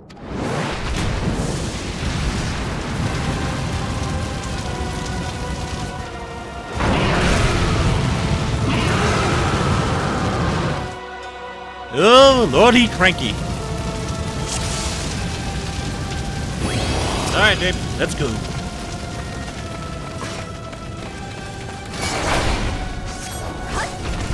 Take this way, please.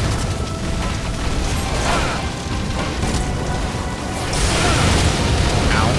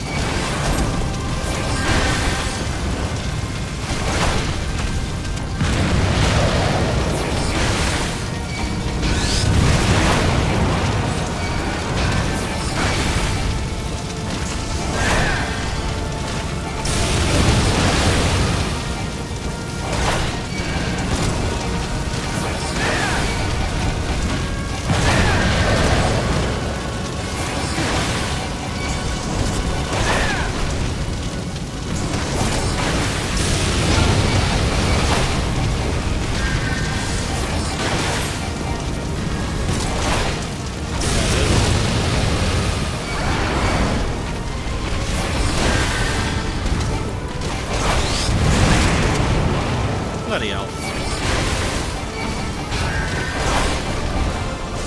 Come on, dude. You can get it. There we go.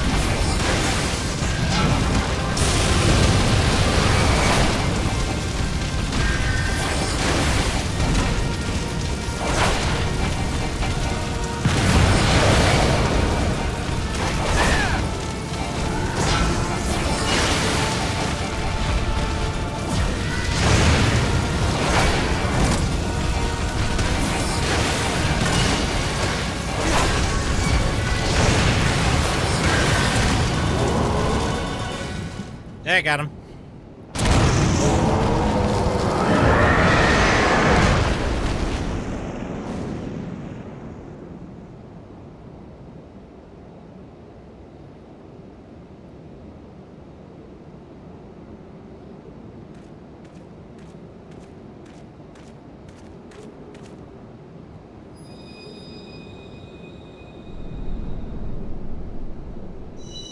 My chin's clipping through my armor.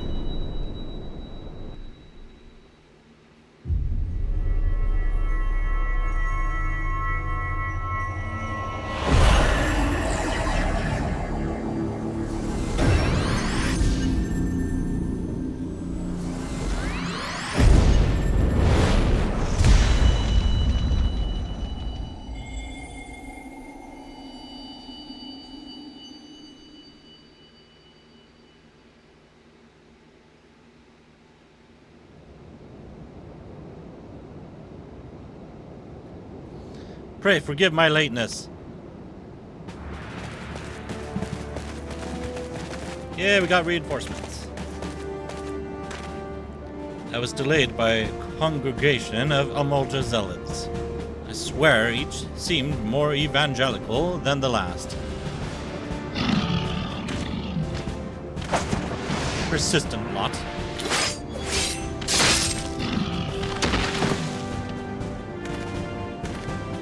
Phew.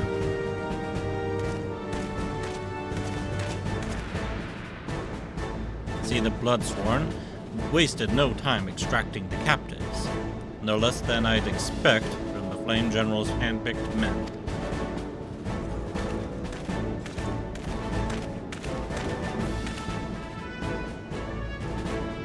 As for those two, it is fair to say their hardships have only just begun. They have much to answer for. Well, you know what's going to happen to them. Well, I do, at least. Some of you watching probably don't. I feel I owe you an apology, Byrnjolf. Had I known this mission would prove so dangerous, I would never have left you to face it alone. You have been given a veritable baptism of fire. But let us continue this conversation in more agreeable surrounds. Camp Drybone, shall we say? This way, sir.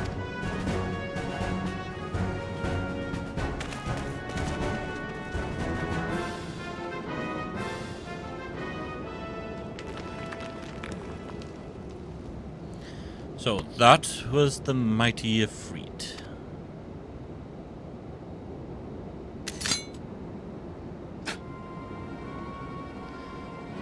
And what a disappointment he was. The readings are nowhere near what I had anticipated, even taking Uldan interference into account. You should know better than to rely upon 5-year-old data left by the 7th Legion. Nor can we expect any form of support from the motherland, given the troubles at court. We have only ourselves to rely upon. Ever the pessimist, my dear Livia. Promise me you'll never change. We've wasted enough time here. The meter of yours is too old to give any reading worth a damn.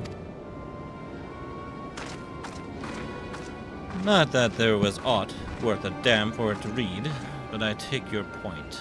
I suppose we must content ourselves with the knowledge that we've achieved our primary objective. Yet I find that I am troubled by that adventurer's unexpected show of strength. Could such a foe prove a hindrance to our plans? Perhaps, but that is a consideration for another time. You have been given a task. That is your priority. I suggest you treat it as such. Fail to do as my lord commands, and I will spare him the trouble of punishing you.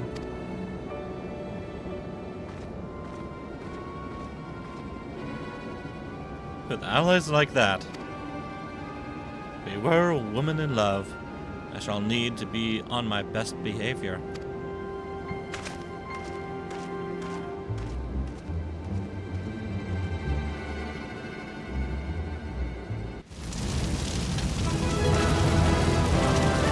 Still here. Thanks for the help, guys. You were awesome.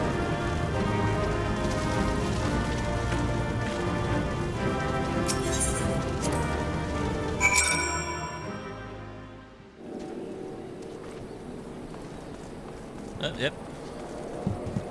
And I'm guessing this is everyone we brought back. Mostly dead.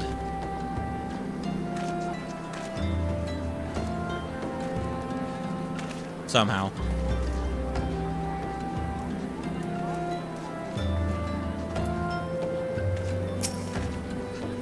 Ah, there you are, Byrnjolf. Come rest a while. You will have no better opportunity. After witnessing their god's ignominious defeat, the Amolja will be less inclined to risk our wrath. For a time, at least. Now, where were we? Ah, yes, I was in the process of apologizing. I do hope you can forgive me. I arrived too late to be of any use to you or the abductees. They may be whole of body, but the same cannot be said of their minds. Once a man is tempered, I bet ill suits me to dwell on the negatives. Amidst all our misfortunes, there is still reason to rejoice. A Freet is slain, and by your hand no less. That is the deed of no ordinary individual, Byrnjolf. Not that I ever thought you were ordinary. On the contrary, I have long suspected that you have the potential to shape the fate of this realm. What can I say? My fine eye for talent remains undimmed. Minfilia will be proud beyond all reckoning when she hears of your deeds. I trust you shan't object to my bearing the tidings to her. That way I can claim to have contributed something to this mission. You meanwhile have earned yourself a rest. Take some time to relax and return to the Waking Sands. When you are good and ready, we can discuss matters in more detail. Just don't take too long, will you? The realm's problems won't solve themselves.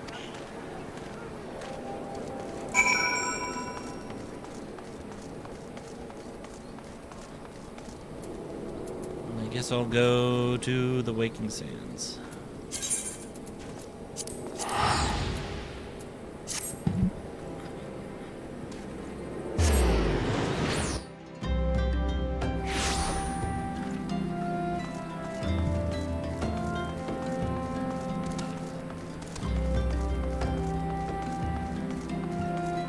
Now that is a gorgeous sunset. Hang on a second.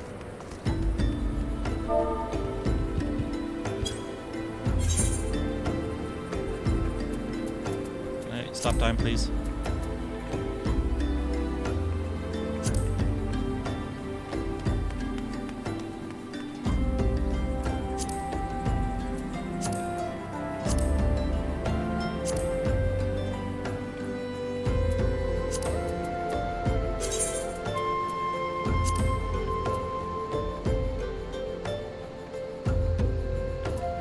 Wait a minute, why is the sun sinking? Stop.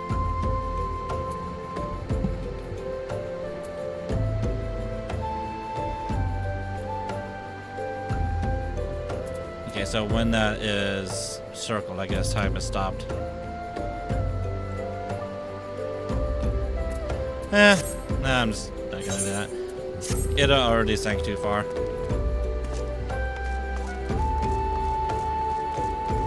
But that is good to know when it comes to G-pose.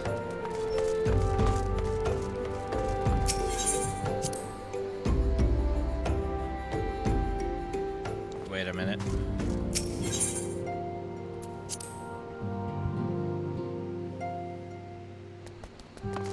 Totaru, have you anything to say? Nope, just same. Same old, same old.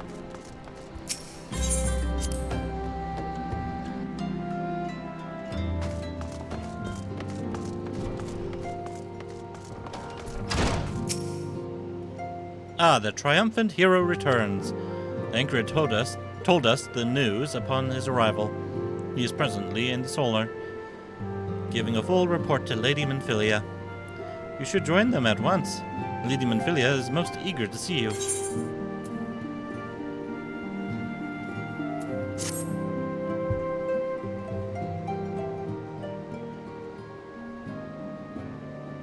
My late arrival nearly cost Byrnjolf his life.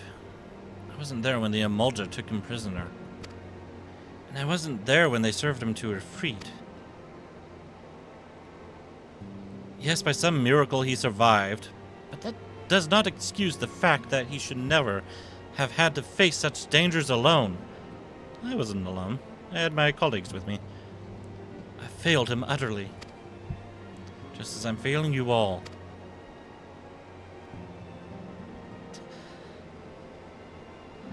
What's done is done, Tancred. You can ill blame yourself for every...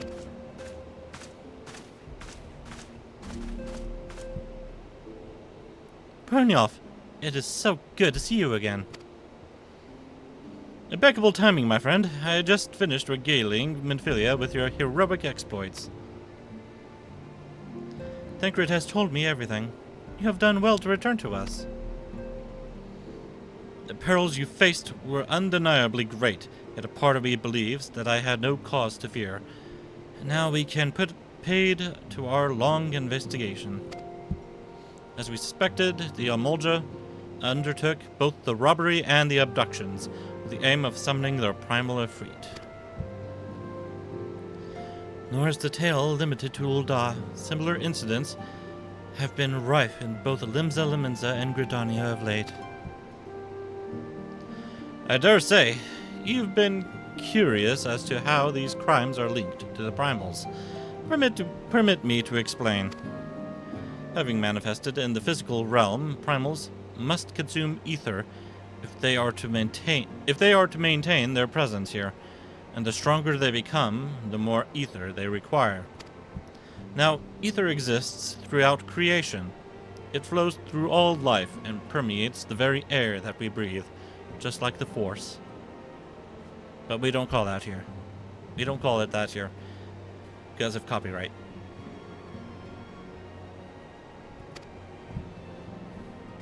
You don't want to get into that kind of mess with Disney. Alas, this alone will not suffice to sustain the likes of Efreet. Nay, he and his kind require a more concentrated source of ether. Crystals. It is for this reason that incidents involving crystals can often be traced back to the primal. Which leaves us with the why of the abductions. To understand this, you must first understand how primals are born. When all is well in the world, primals possess no physical form. Their essence is dispersed across the great river of ether.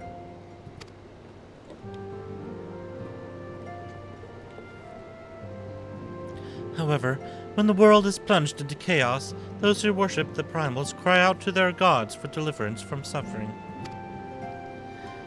These cries serve as a beacon toward which a primal's essence is irresistibly drawn. It is the coming together, or etheric coalescence, which grants the being's physical form. Once born, a primal gains strength from its followers' as worship. The more numerous and fervent they are, the more powerful their god becomes. But the primals are seldom satisfied with such reverence as their adherents freely give, and in order to gain more power, they do not scruple to create followers. They do this by tempering mortals, a process to which you yourselves were subjected. But we better keep that away from the far-right Christians.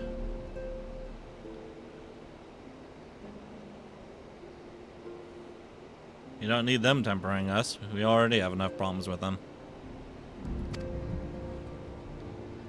Yet even as Efreet took your comrades in his thrall, you alone remain unaffected. This is thanks to the power you possess, the Echo. We know not the why of it, but those blessed with the Echo are immune to primal influence. It is as though a greater power protects us. When first you came to us, I told you that the Echo would be instrumental in dealing with the primal threat. I trust you now begin to see why. The recent incidents all share a common trait: meticulous planning. Such elaborate designs are a new development, and one which fills me with an unshakable sense of foreboding.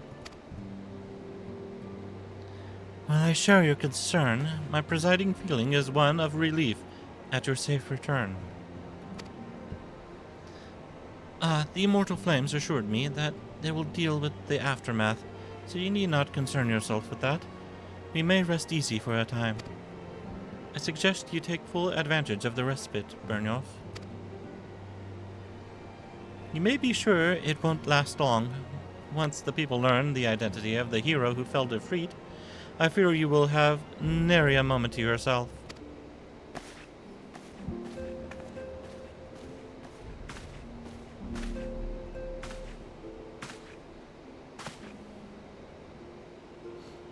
Just staring at that staff on the wall. Whether she intended to or no, Byrnjolf neglected to tell you something. Something I think it would be best you heard from one of us. It concerns the tempered abductees that were rescued. I am sorry to report that all are to be put to death, the flames with whom you were imprisoned included.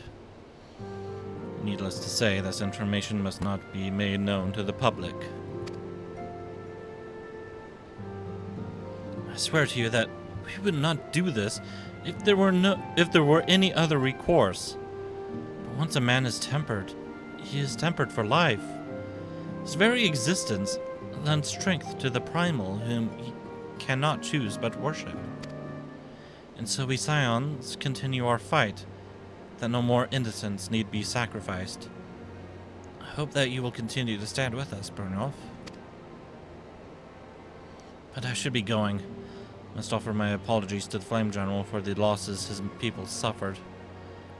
Till next time.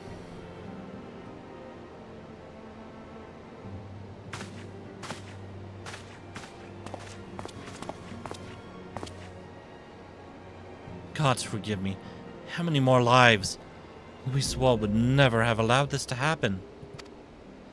I have to do better. I have to be stronger.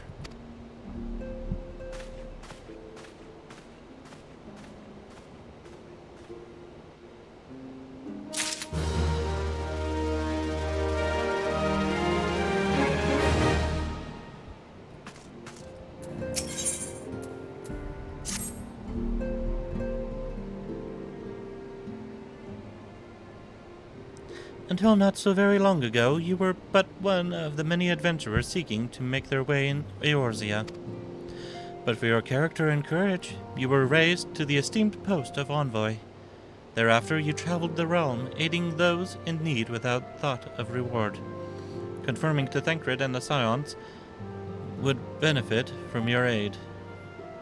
And no sooner had you joined us than you personally bested the primal Ifrit.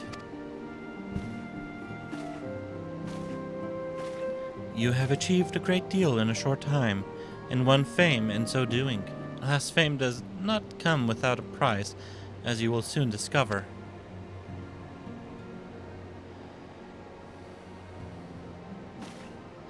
We have guests, Byrnjolf. Or rather, you have guests.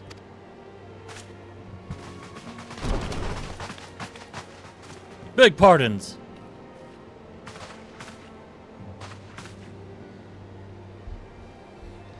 Ah, Lady Minfilia, radiant as always. I am given to understand that the Scions of the Seventh Dawn have but recently welcomed a new hero in their midst. I am here on behalf of the Maelstrom, Grand Company of Limsa Lemenza, to offer said hero a place of honor within our ranks.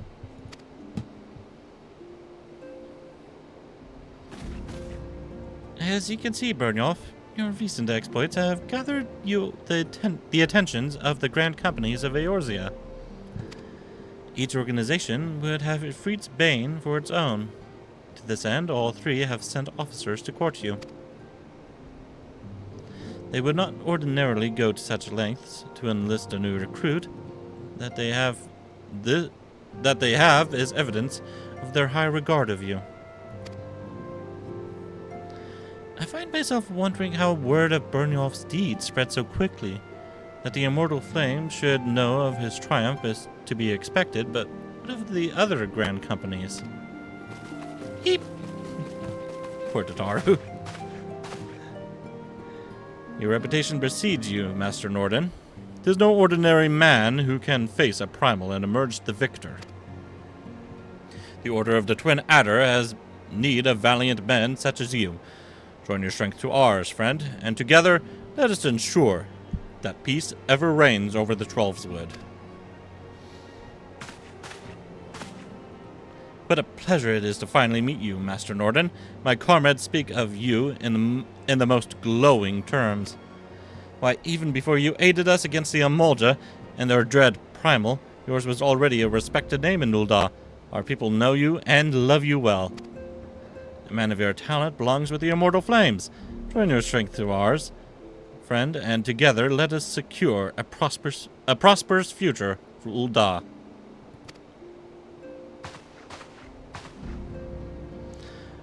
The Admiral was not exaggerating when she said you have the look of a hero. Full often does she speak of you, friend. It is only natural that we should want you for the Maelstrom. Join your strength to ours, and together let us see the grand vessel of Limsa Liminza to the shores of glory.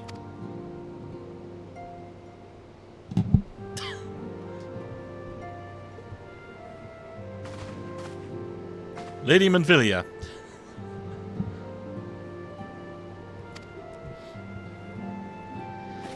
Very well. Though I am quite sure ye need no reminding, mayhap a brief summary of the situation would help to clarify your thoughts on this matter. As you know, the Grand Companies are all-encompassing organizations empowered to call upon the martial, economic, and technological resources of their respective city-states in times of strife. There are presently 3 such organizations in Eorzea: the Maelstrom of Limsa Liminza, the Order of the Twin Adder of Gridania, and the Immortal Flames of Ul'dah.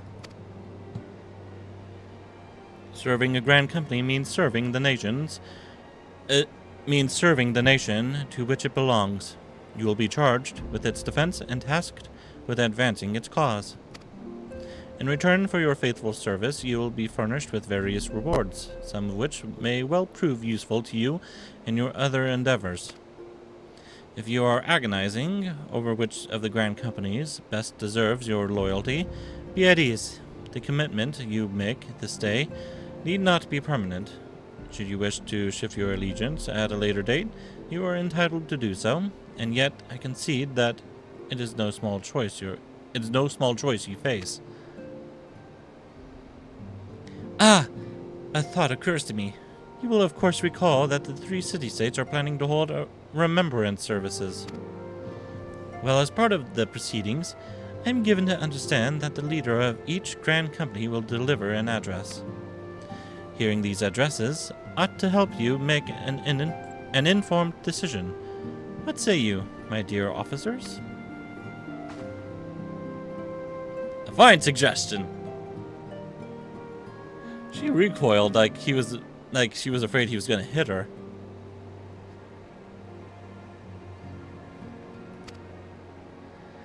You're as wise as you are beautiful, my lady. Very well, let Byrnjolf hear our leader speak, then return here with his decision. We eagerly await your answer.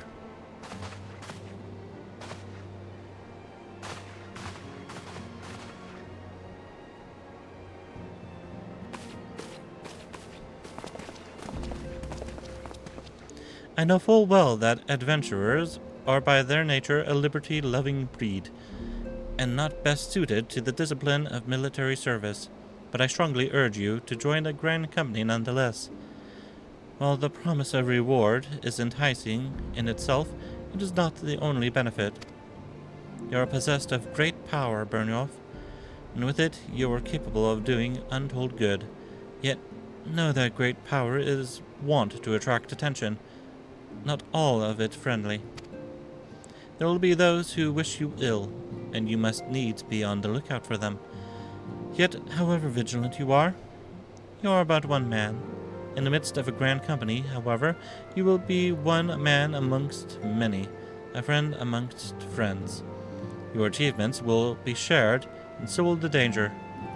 I can think of no better arrangement. Of course, joining one organization need not mean leaving another. I hope that we can continue to rely upon your aid. The 12 know that we will have need of it in the days ahead. The Grand Companies seek to protect their own nations. We Scions, on the other hand, seek to preserve the future of Eorzea as a whole. Similar, yet not quite the same. Now then, I expect that you will be afield more often in the future. As such, I would have you carry this link pearl with you at all times. will allow us to stay in touch regardless of location. Eorzea is changing, Byrnjolf, and you have the power to help shape it anew. None can say what the morrow will bring, but so long as we believe in ourselves, there is naught we cannot achieve. Now it is time you made ready for your journey. Before you depart, be sure to speak to Tartaru. She will apprise you as to where and when the remembrance services are due to take place.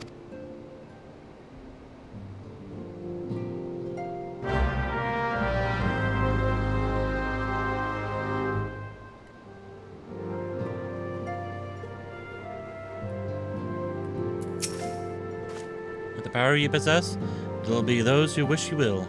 You've already told me that? The older Seedseer speaks only truth, and her words have the power to touch the soul. At the sound of her voice, all fall silent and attend her.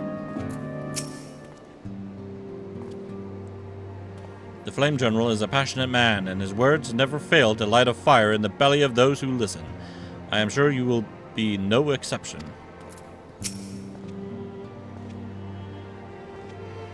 When the Admiral speaks, even pirates listen, and that is no small thing. She is a born leader. The kind one would gladly follow to the seventh hell.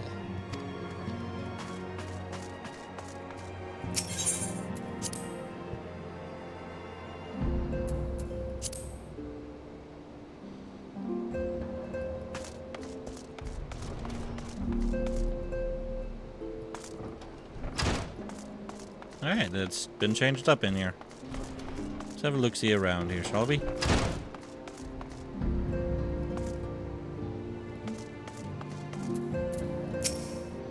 The destruction that visited this land cannot be attributed to the forces of the Empire alone. Worm of midnight, of breath infernal.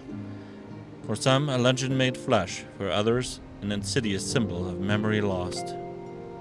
We grasp but a piece of this puzzle. Much and more must we question and contemplate ere the fallen moon revealeth its myriad secrets. I have heard word of your deeds. I am sparing in my praise, so know that you have truly impressed me. Be that as it may, it is fortunate that Thancred arrived when he did. Had he been but a moment late, I shudder to think what may have transpired.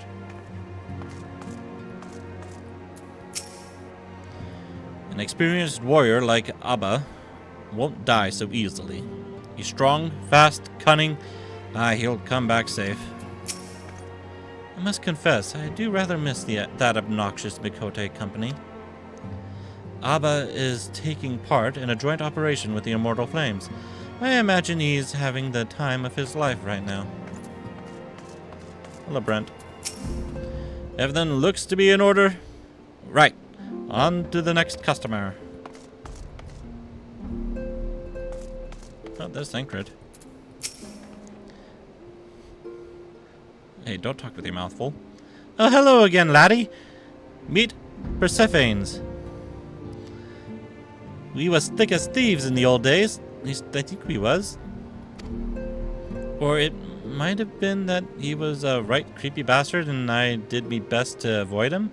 Still, we was both members of the old order, so either way we're into this together, eh? You put us all to shame with your recent performance in the field. If I'm to keep up, I dare say I'll need bigger knives. What are you two doing? 5 years ago, the three grand companies joined as one and fought the Garlean Empire at the Cartano Flats. And now, for the first time, the people will gather to remember those who fell in the battle. That being said, no one has any clear memory of what transpired that fateful day. Not even the leaders of each nation. Speeches? Oh yes, I love them. 'Tis nothing like a good exposition when you're having trouble sleeping.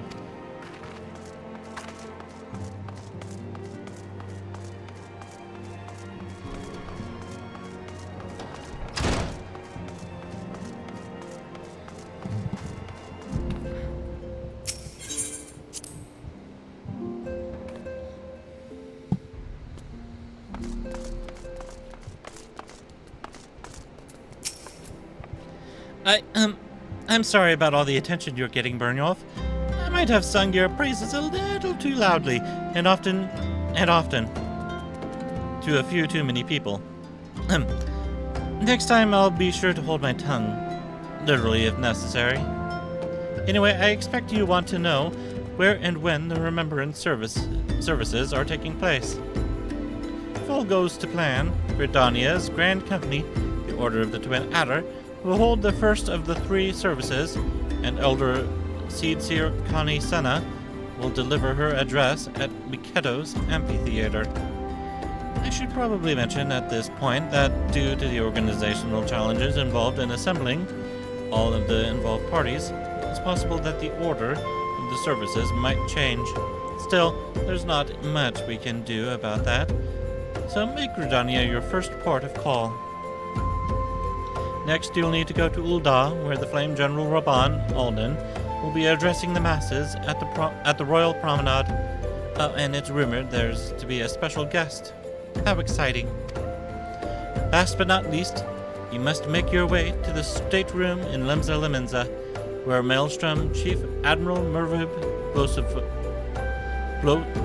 Blofiswim, I'll never get that name right, will be giving her address. The room is accessible via the Admiral's lift. Identify yourself to the sentry, Xanthale, and he will admit you. Got all that? Well, off you go then. I hope you find the Remembrance services suitably educational. I suggest visiting the city-states in my prescribed order, though with your record of impeccable timing and luck, the schedule may well change in favor of your preferred travel plans. Farewell.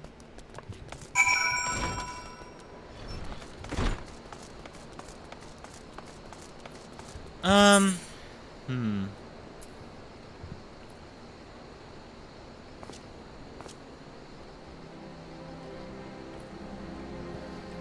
mean, I could start with Lemza Lemenza first, since I'm, like, right over here. But I am in Ul'dah right now.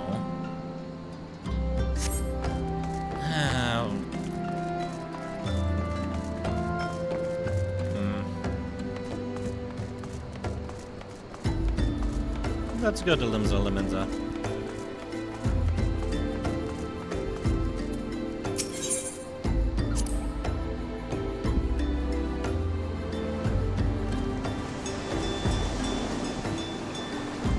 Look at that guy's hat. He's got the dunce cap on.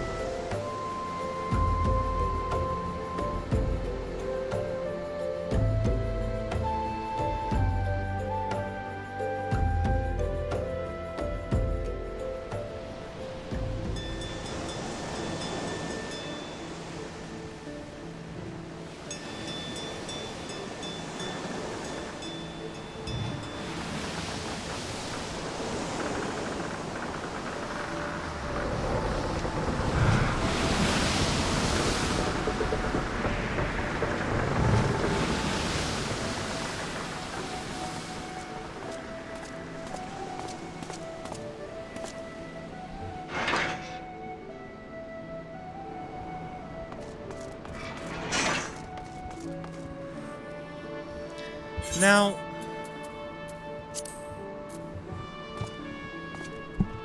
I do have all these jobs up to level 30. Should I do them now and make a separate episode out of all of it?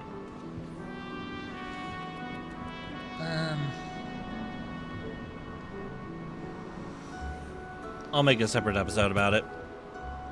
For the time being, though, I need to go to the bathroom. I'll be right back.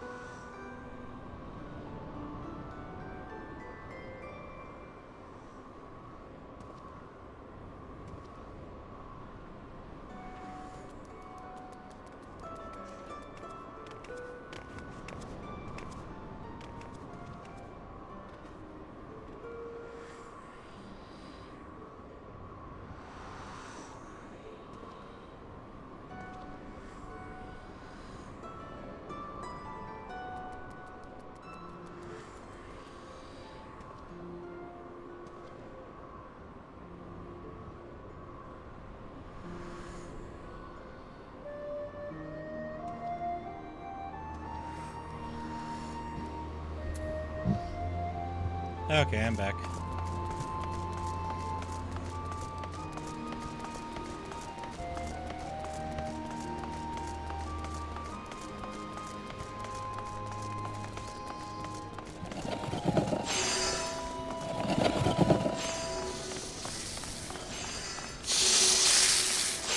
Lots of people around here.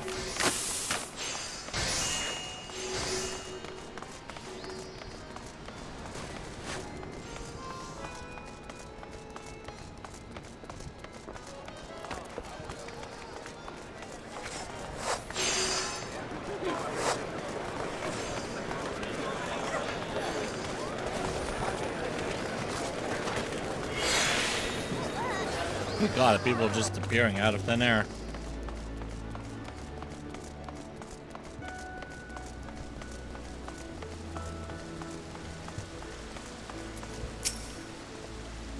You to attend the remembrance service. Be quick. The Admiral is due to give her address at any moment.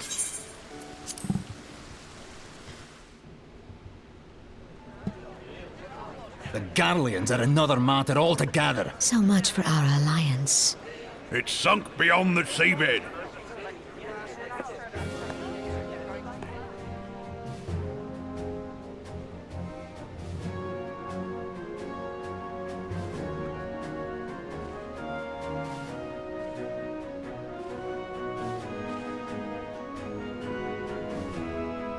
Brothers and sisters of the sea, hearken unto me. Look upon this, our mighty crimson standard, and tell me your hearts do not swell with pride.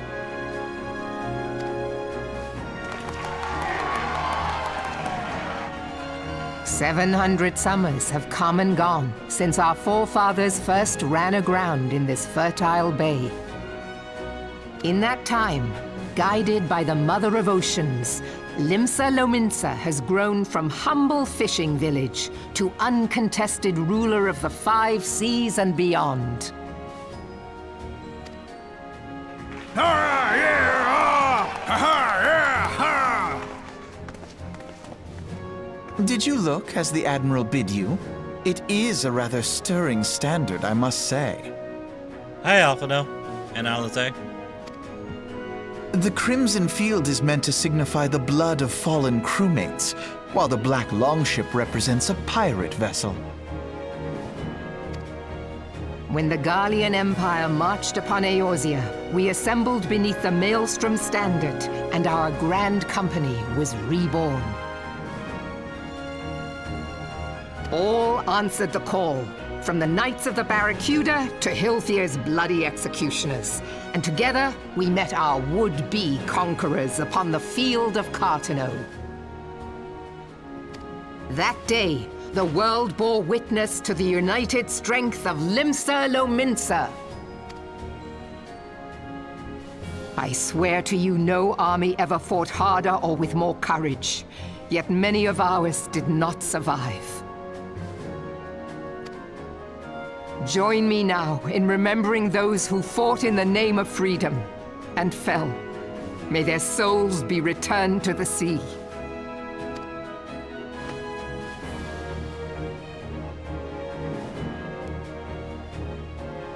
Freedom. Yes, they have always been rather fond of their freedom. Much as the beast tribes have. Small wonder. Beneath the surface, one would struggle to tell them apart.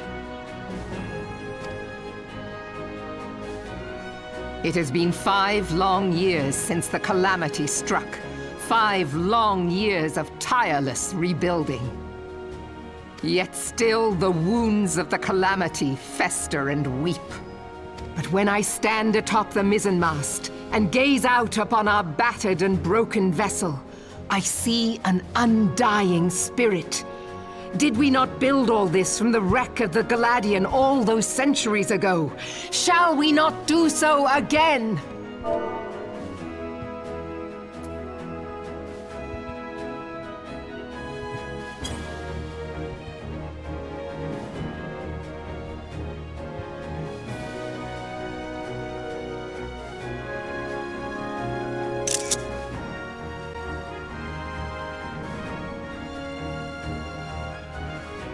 did they change the... Whatever. Yet there are those who would see this ship of ours sink beneath the waves of the restless Rotano. The Sahagin creep ashore seeking blood for their accursed god. That was weird, all the lighting changed. Those fishback The Sahagin bastards. have risen? While the mines of Ogomoro spew forth kobolds who push ever south, despoiling our lands as they go. These savage beast tribes will be the first waves to crash against our creaking hull. And behind them swells the grim tide of the Garlean Empire. Even now, the Curs fly their flags within our borders. Doubt not, but that they will be upon us ere long. We are well nigh surrounded. Yet there are those among us who would rather turn their swords against their crewmates than our cannons against our foes. How can we hope to repel our many enemies when mutiny breeds below deck? There is but one course left to us. One bearing that will bring us victory over the beast hordes and the Empire both, and see this ship safe to port. We must mend the rift the Calamity has reopened twixt pirate and maelstrom, and stand fast with our adventurer brothers against the coming tempest. Mark ye well, a crew without unity is no crew at all. 'Tis but a mass of drowned men.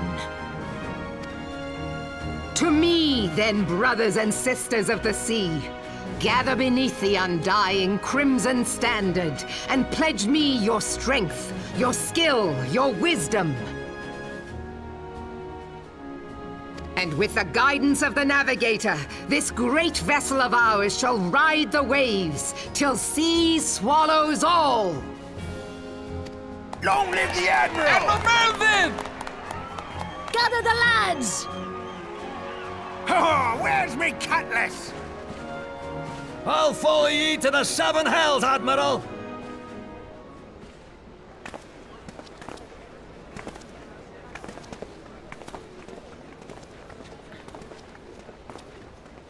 If you'll permit me, Alfie no. And my sister, Alize, at your service. Who doesn't want anything to do with me right now. I saw at a glance that you were a fellow traveler. You might call us students of history, sampling the realm's remembrances in pursuit of enlightenment.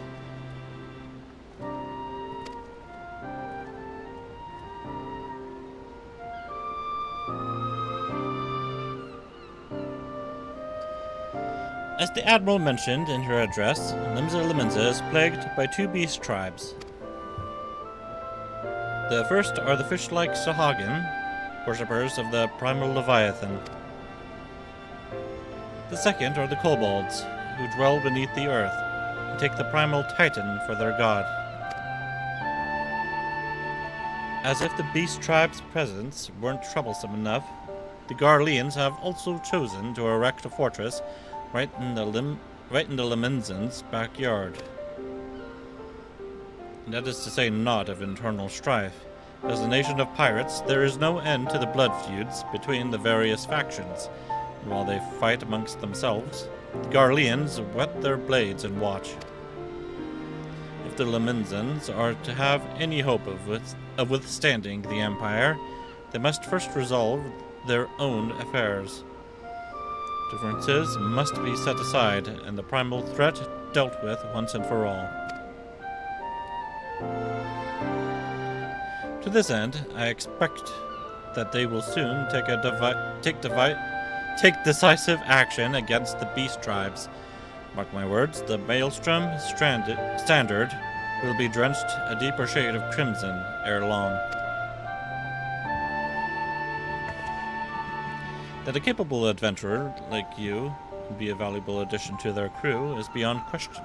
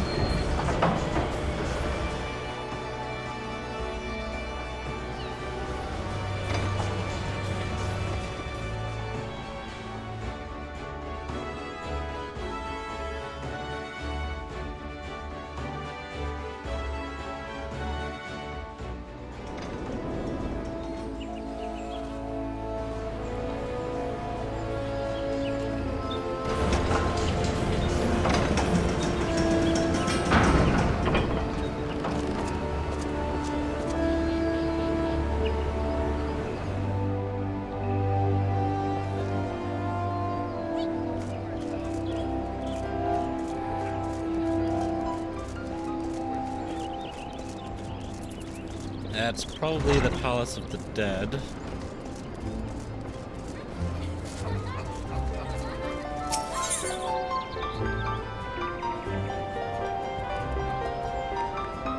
Maybe.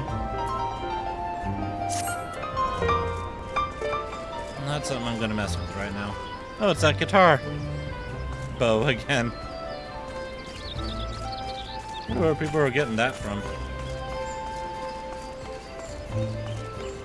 The Power Ranger outfit looks really cool, though.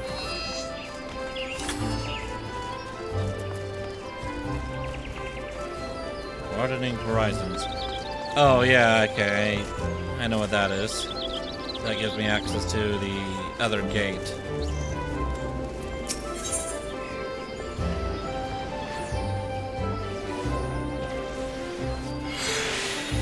Oh, but I can't use earrings, though, because I'm using one already for level 90 boost. If only you gave me a ring.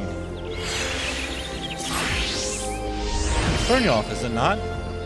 I've been following your exploits with great interest. You have served Ul'dah well, but I believe your greatest accomplishments are yet to come. It's with such lofty expectations that I would grant you passage beyond Gridania's own White Wolf Gate. Take this pass and show it to Frenchimontiax, the gatekeeper. Gird yourself well for the battles to come, and I am sure that news of your deeds will reach me again before long.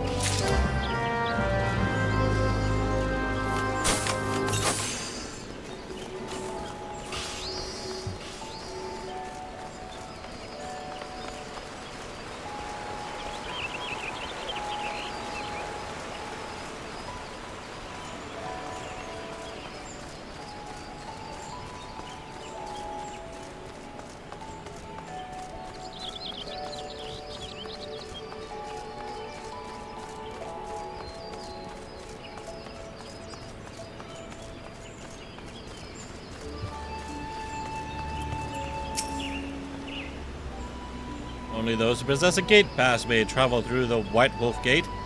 It is for your own good.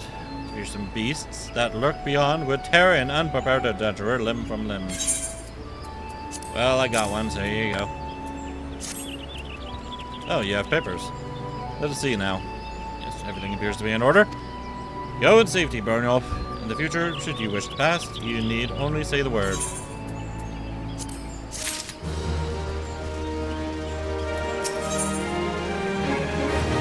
More earrings. I'll have to go that way anyways at some point, but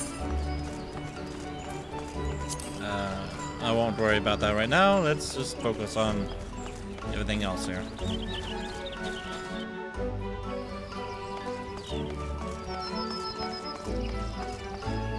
Oh, right.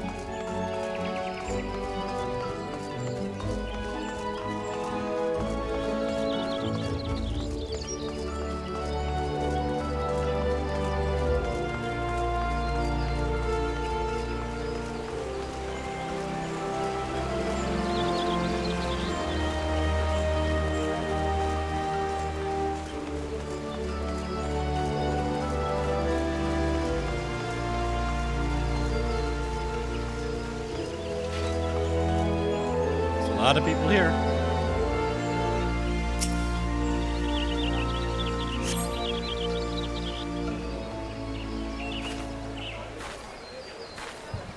I lost my son to the calamity. The 3 Seed Seers are all together. Some say you couldn't take a step without stumbling over a body.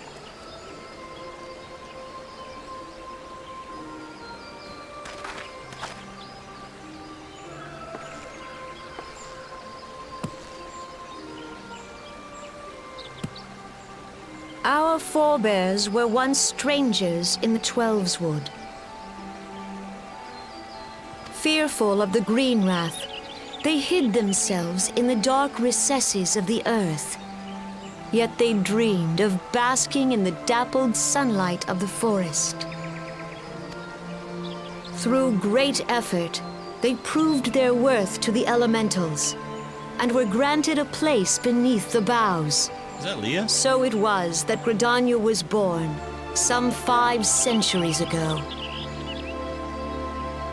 Working hand in hand, the Hyur and the Elysian settlers sowed the seeds of our civilization, and soon they were joined by folk of all races. So nourished by the waters of unity, and blessed by the light of the matron, Gridania flourished into the great nation it is today. Do you see the Gridanian standard? There, hanging behind the Elder Seedseer. The entwined serpents represent the unity between Hyur and Elysian. An elegant symbol, do you not agree? In accordance with the will of the elementals, we have embraced a life of peace. Alas, our neighbors have not always sought the same for themselves, nor for us. Though we Gridanians have no love for war, we have still less for those who would threaten our way of life. Ever have we fought to protect the sanctity of the Twelves Wood. When the Garlean Empire brought its war of conquest to Eorzea, we rallied under the noble standard of the Twin Adder that we might push back the encroaching darkness. And it was we who prepared the ground for the reformation of the Eorzean Alliance, that all the peoples of this realm might stand united against the common threat.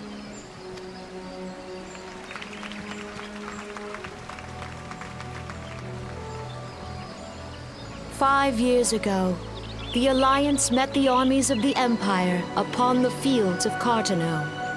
It would prove the bloodiest battle in recent memory. Countless Gridanian lives were lost. As Supreme Commander of the Order of the Twin Adder, ever shall I bear the weight of our people's sacrifice. Alas, their loss was not the only tragedy to befall us that day, for soon came the calamity.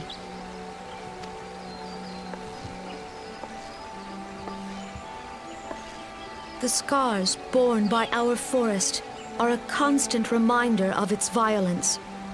Our lives have been irrevocably changed, each waking hour a struggle to survive. Driven to desperation, some among us have strayed from the path of righteousness, resorting to banditry, poaching, and other unconscionable deeds. To compound our woes, the Ixal have returned in force, emboldened by our suffering. They test our defenses nigh without cease, and prey upon the vulnerable. So beleaguered from within and without, it is of little wonder that our unity now falters. Dark times are upon us. Time was a man could walk pox the on the high bloody roads without Ixal. fear. On this day, 5 years ago, countless Eorzeans laid down their lives that we might behold another dawn.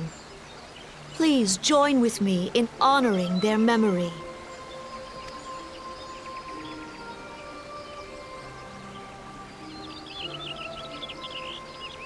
And how do you propose to honor the memory of those you cannot remember, pray tell?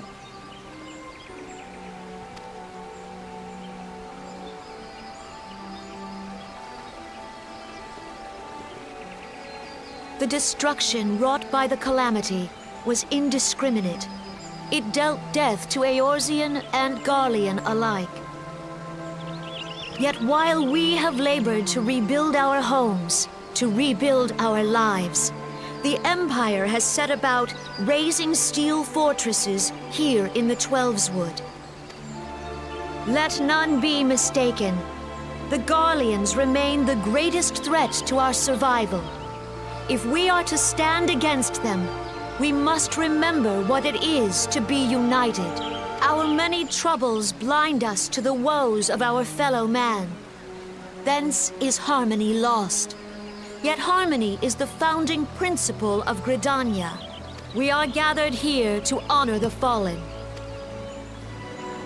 Let them be honored not only in word and thought, but through concerted action.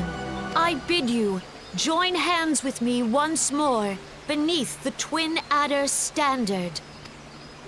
And together, let us heal the forest's wounds, that our progeny might live in harmony beneath these ancient boughs. For serenity, purity, and sanctity.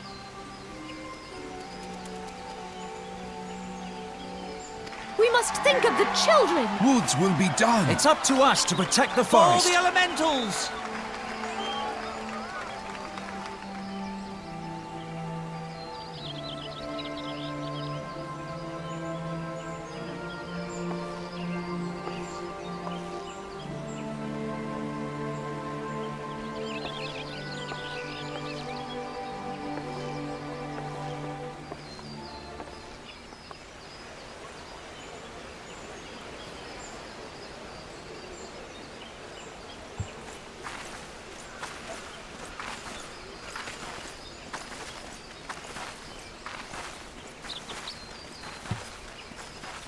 Fancy meeting you again.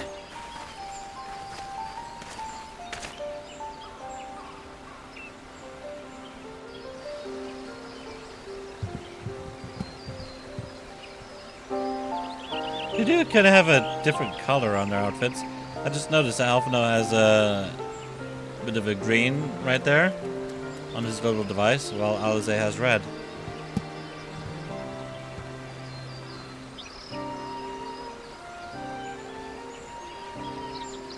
The Gridanians are unfortunate enough to have to contend with two beast tribes. The Ixal are unquestionably the more troublesome, being of a naturally warlike disposition, and want to summon their bloodthirsty primal Garuda.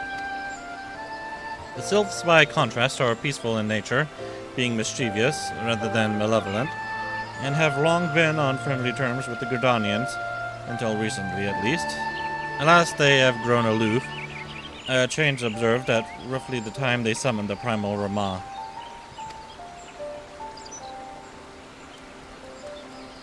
The Gridanians have no love for war, and they consider open conflict a last resort.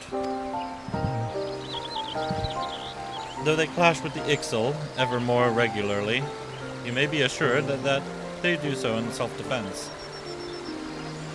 As for the Sylphs, they are as yet bound by a peace treaty, though one wonders how long it will be before it is broken. The Twelveswood was grievously wounded during the calamity, leaving Gridania vulnerable to attack. The people are hopeful that restoring the wood, and thereby the power of the elementals, will put an end to their woes. Yet how long will that take? Centuries, I'd wager?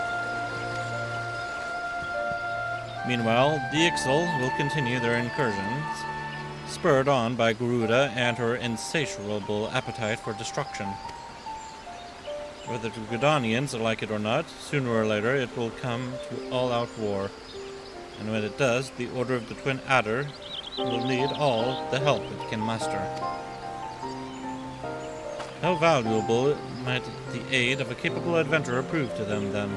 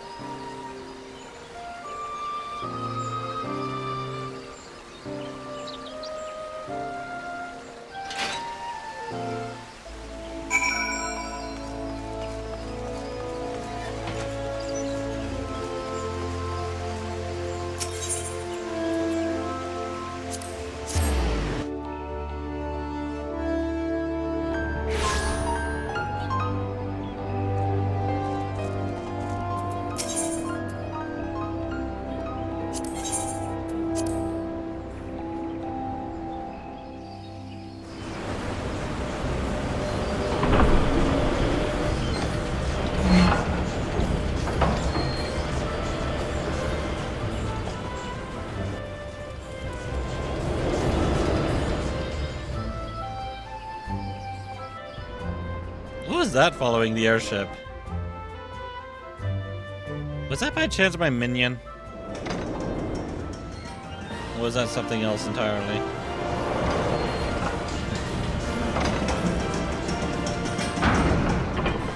I only caught a glimpse of it, so I have no idea what it was. I don't think it would be my minion since it was a cutscene.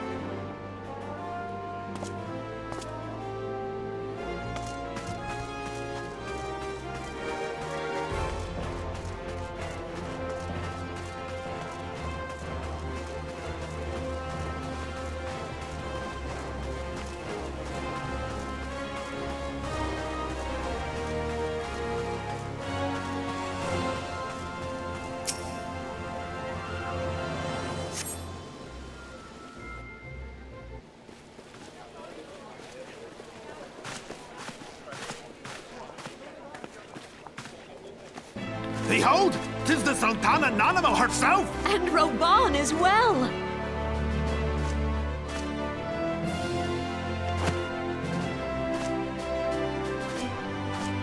Hark you, souls of flame, drawn to the bosom of the desert, where the fire burns brightest and shall rage forevermore. Hurrah! Roban! Where since antiquity, under the sage and judicious rule of the Ul dynasty, we have wrought sand into gold. Where by the grace and glory of Naldar have our brave sons and daughters flourished and prospered. I speak of Uldar! There, at the Flame General's back flies the Grand Company's standard. Note the sigil. The golden scales of order balance the jewel of prosperity with the flame of might. Great and many are the gifts our nation has given the realm. In Eorzea's darkest hour, on the killing fields of Cartano, none spent more in blood and gold than we. Thus was the 7th Imperial Legion laid low. So that's how it happened. How soon history forgets. Yet many left our gates, never to return. Let us pray for our absent brothers and sisters, that they might know happiness in the great beyond, as Thal's honored guests. If the fates were fair, the price we paid that day would have bought us victory. Alas, they are not. And now, but 5 years into this 7th Umbral era, the spirit of sacrifice which granted us our strength is all but dead. Look around you. What do you see? A people divided, downtrodden and enthralled. Where are the merciful alms of the rich? Where is the just steel of the righteous? I ask you, is this the great nation our brothers and sisters gave their lives to save? You who call this living, dishonor the name of the immortal flames. It is but a slow death. Our enemies surround us. The savage hordes of the Amalja wait beside our roads, strangling the lifelines of trade. Meanwhile, the Garleans make mock of our borders and despoil our land of its natural wealth. We stand on a precipice, yet we do not act. Whether trader or soldier, monetarist or royalist, all must recognize that a divided Uldar stands to fall. Victory and fortune walk hand in hand. Ye who seek glory and wealth, look not to what little you can snatch from your neighbor, but to the boundless wealth of the world beyond. Now is the time to unite. Now is the time to ride forth. In the name of the Sultana, I beseech you! Line not your own coffers, but those of the immortal flames! Seek not to prosper from Ul'dah, but to restore her to prosperity! As the realm prospers, so shall Ul'dah! As Ul'dah prospers, so shall her people! Ja, for Ul'dah! Together we are one.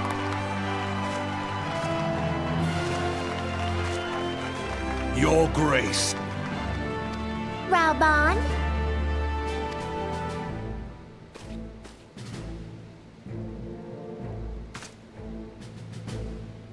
People of Ul'dah, I, Nanimo, 17th in the line of Ul, address you. Much has been made of the wealth of Ul'dah. Yet those who measure that wealth in coins and carats are gravely deceived.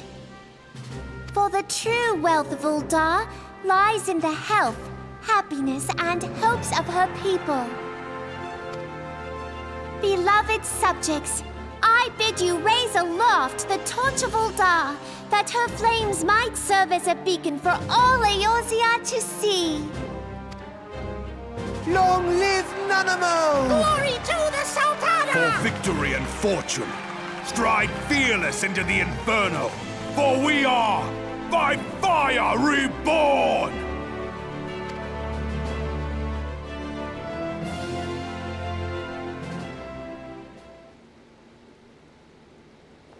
Forsooth! The time is now! Fancy meeting you again.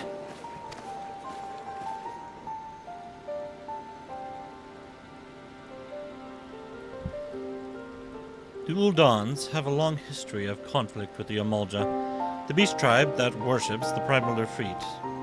Judging by your look of distaste, I take it you have encountered them. The Uldans do not shy from confrontation. If aught threatens their precious prosperity, they will seek to crush it. So have they dealt with Ifrit thus far, smothering his flames each time he is stoked to life. Yet he is but one of several problems. Though they have been quiet these past 5 years, the Garleans have not gone away. Meanwhile, refugees continue to arrive in droves, and Ul'dah has no clear policy on how to deal with them. After all, not even the Sultanate's coffers are bottomless, and even assuming they had the coin, resources will ever be finite. Which brings me back to the subject of Ifrit. It has been observed that the Amolja are summoning him with ever-increasing frequency. Every time they do so, the Ul'dan send their forces to smite the primal, and though they invariably succeed, each victory is bought with blood. It is a war of attrition, which they cannot well sustain. Small wonder, then, that the Immortal Flames are eager to recruit more members. At such a desperate hour, an adventurer of your experience would be a most welcome addition to their ranks. For their sake, I hope that the Flame General's words struck a chord with you.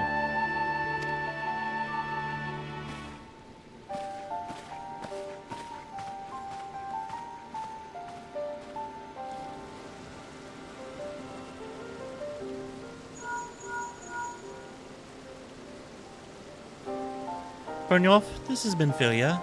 You are well, I hope. Would I be correct in thinking that the final remembrance service has now concluded? A moment ago, you say? What a coincidence. Jesting aside, I trust you remember our guests from the Grand Companies? Well, delighted though we are to have them here at the Waking Sands, it would not do to keep them in suspense any longer than necessary. In short, hurry back.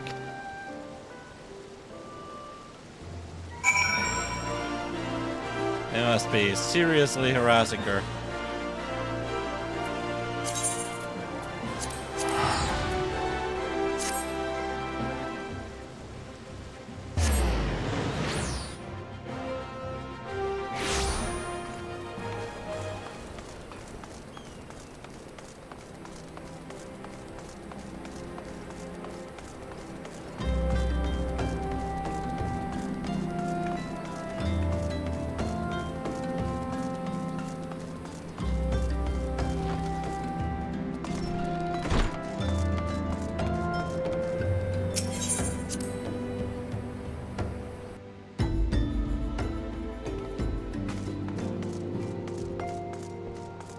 Wonder if anything new has happened down here.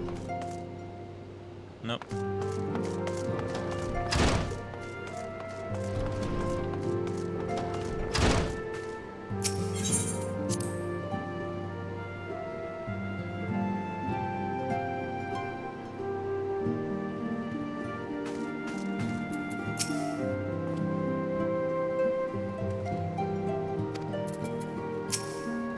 Welcome back, Byrnjolf. Were the Grand Company leaders' words as illuminating as you had hoped? Each nation is beset with problems. I trust you see now why your services are in such demand. With that, there were more of you, Byrnjolf. But you must be tired from your journey. Why don't you rest a while and take a moment to reflect on your decision? Once your mind is made up, pray give the Grand Company officers your answer.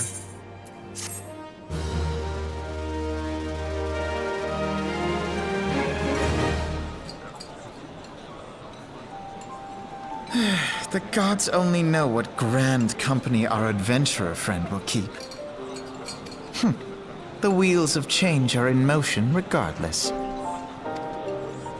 Brother, are you certain this course is best? Whatever do you mean, dear sister? The so-called remembrance ceremonies were little more than standard waving rallies. As though the Calamity and Seventh Umbral era warranted scarcely a mention. Well, of course they were standard waving rallies. Since you are so observant, mayhap you noticed what mention was made of the Warriors of Light? None. I suppose they must have forgotten the heroes who spared Eorzea a fate worse than the Calamity? No, dear Alize, they haven't forgotten these details. They have elected to omit them. Deep are the wounds the Calamity inflicted upon Eorzea. So deep, in fact, that the realm still bleeds. Needless to say, the beast tribes and their primals do little to alleviate the pain. So, the task of salving Eorzea's wounds falls to the scions of the Seventh Dawn, with a little help from our friends, the Grand Companies.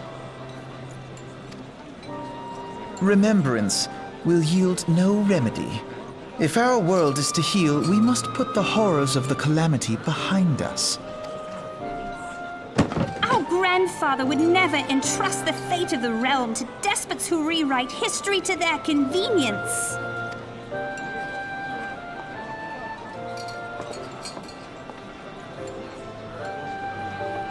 There must be another way to cure what ails this world, and I mean to find it. You are most welcome to try. Our paths may differ, but our destination is the same. In time, I dare say we will see eye to eye. I should hope so. My lady! We are to escort you! Hope does not come into it.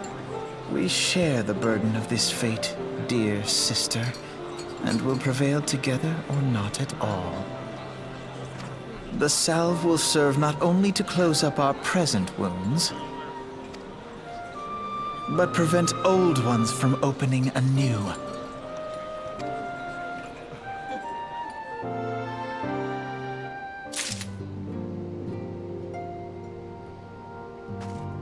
Alright, well.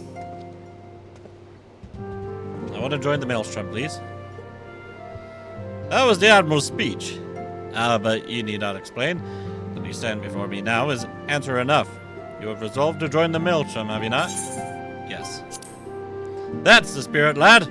With allies like you, how much stronger is our crew? Let us brave the seas together, friend. Now the choice is made. It is time to add your name to our rolls. Make your way to Limsa Laminza and seek out our Grand Company's headquarters. Maelstrom Command is located on the upper decks. The duties of a Maelstrom soldier can be both arduous and challenging, but I promise you, you will not regret this choice. May your passage be swift and your bearings sure.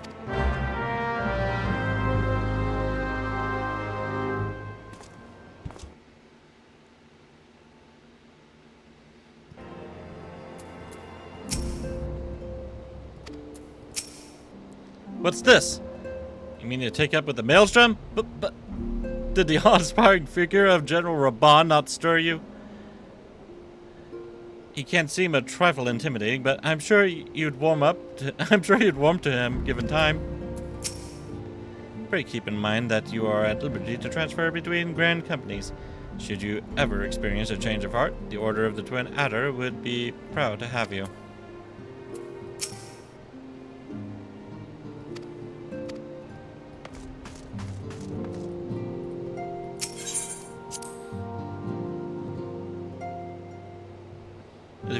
I do feel a bit bad.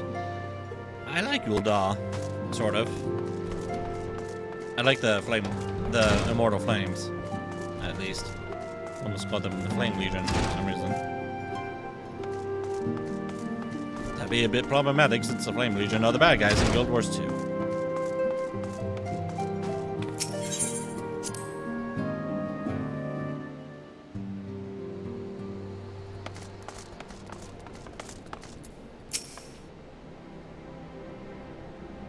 Some people let fame swell their heads, but I believe that yours will remain in proportion and firmly attached to your body. Oh, I certainly hope so.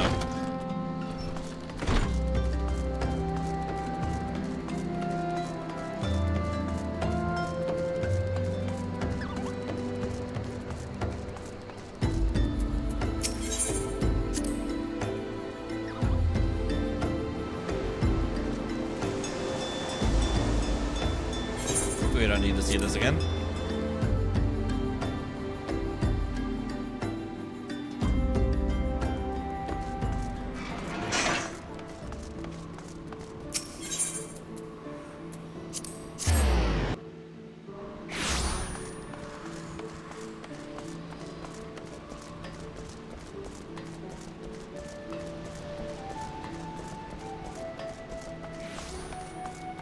Can I look at something here real quick?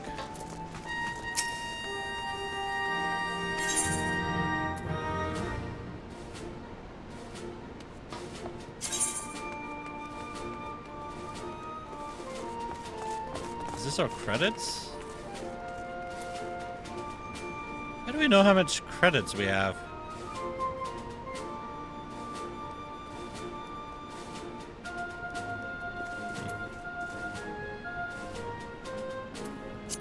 Well, I'll have to make sure I help out and make sure we keep everything in stock. Since Guy's away on vacation, after all.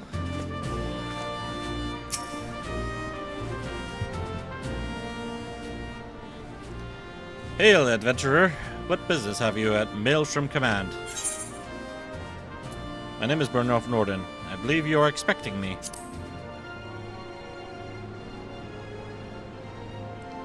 Byrnjolf Nordin! I, our recruitment officer, sent word of your coming. It shall be my honor to induct you into the ranks of the Maelstrom. Now, before I can accept your oath, you must be made aware of several... Sir!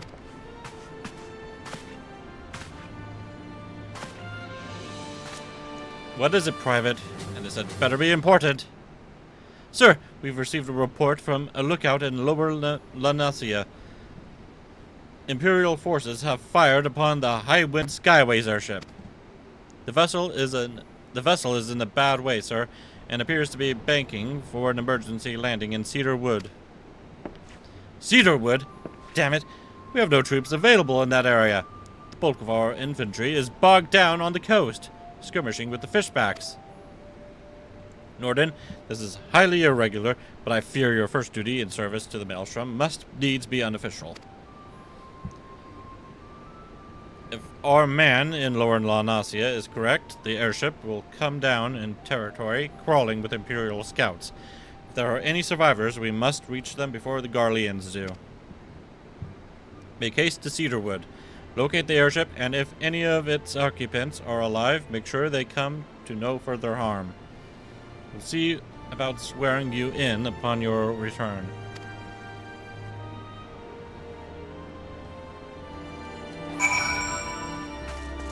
Right. Off I go.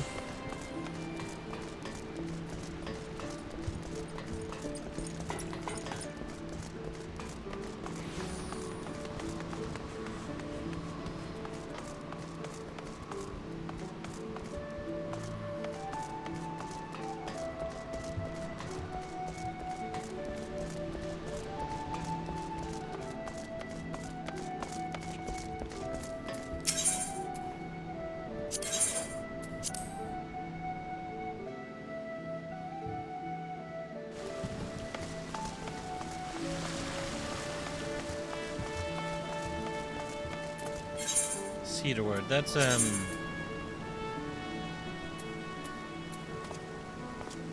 Oh! Bloody hell! That's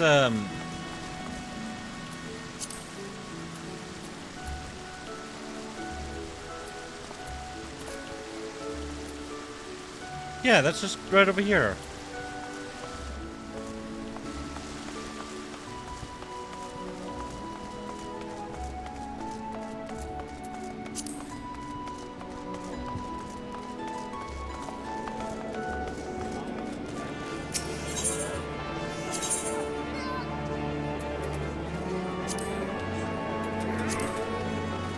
Actually, the Zephyr Gate might be closest.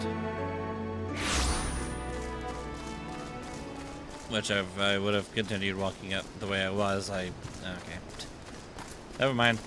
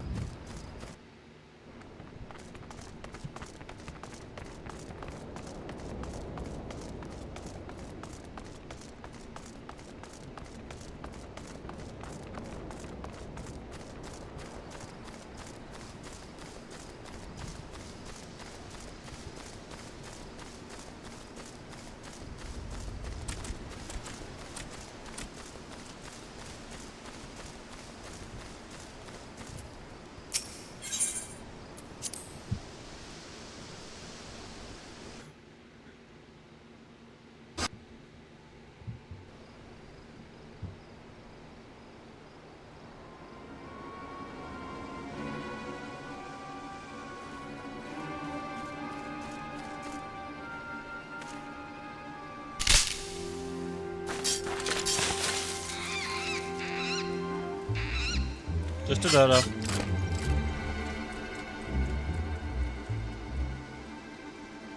An adventurer? What are you doing out here? Wait, let's find some cover first.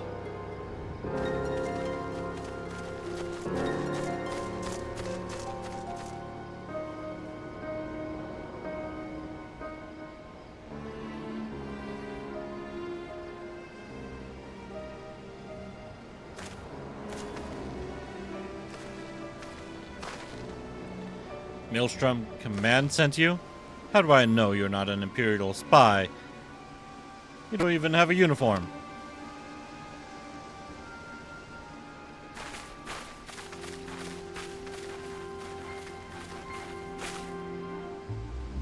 Be at ease, sir. We are of the Maelstrom. You're a Garland Ironworks engineer, yes? One of our lookouts reported the attack on your craft. We're here to rescue you. You must be Nordin. Good work on reaching our friend here before the Imperials.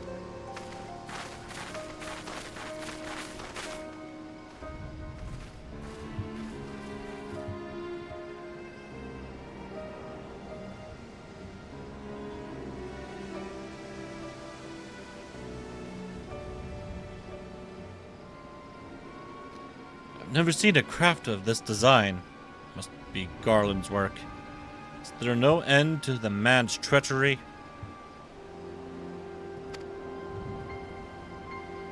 The secrets of Magitech belong in Imperial hands. They are not to be squandered on Eorzean savages.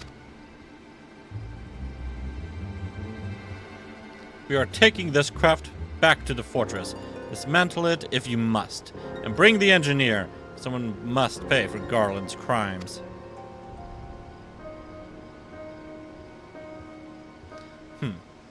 Scouting party from Castrum Poseidons, I'd say. Seems they aren't your ship. Oh, it seems they want your ship engineer. Wedge! You have to help him. That fool of a Lalafell was hiding inside the tiny Bronco. The tiny Bronco. Isn't that the new design people have been whispering about? It's the first airship we've built since the Calamity. The first since Master Garland, well, since he went missing. After years of work, she was finally ready for her first test flight. And she was soaring. She really was. Well, those bastards blasted her out of the sky. Alright, pay attention. We're going to hit these Imperials hard and fast. If they want a souvenir from Eorzea, they can have a knife in their gut. But they're not getting that ship. Oh, and don't forget to save the Lalafell. What say you, Nordin? Ready to give those curs a hiding? Like a tidal wave, lads. Charge!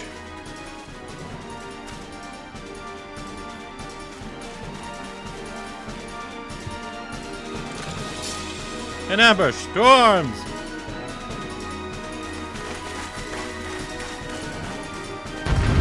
See a mage. I'm gonna get them first.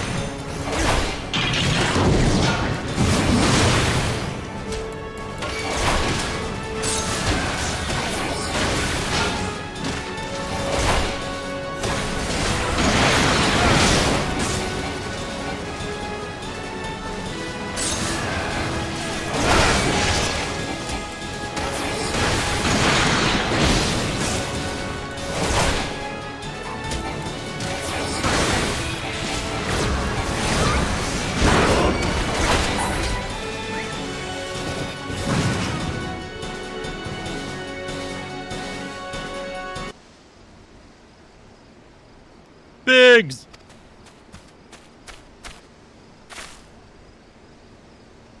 Wedge, you shouldn't have stayed with the ship. That was a close one. Too damn close. So, how's she look anyway? The auxiliary propeller is a dead loss. Excuse me. But I think we can wring enough thrust from the main propeller to get us airborne. A few minor modifications, and we should be able to fly the tiny Bronco home. We'll stand watch until the ship is ready to take off. The Imperials will come looking for their scouts eventually, but I doubt they'll get here for a good while yet. Nordin, you're free to return to Maelstrom Command and complete your induction. Ordinarily, I'd ask you to stay, but I think we'd all feel better knowing an adventurer of your ability was safely sworn in and ready for the next mission. Rest assured, I'll inform command of the part you played today. I just wanted to say sorry. You know, for calling you an Imperial spy and all that. Got that one wrong, didn't I? Seriously, though, if it hadn't been for you and the Maelstrom lads here, for the Maelstrom lads there, we'd be chained up in a dungeon by now. I'm in your debt, friend. We both are. Wedge! Thank you. We're very grateful.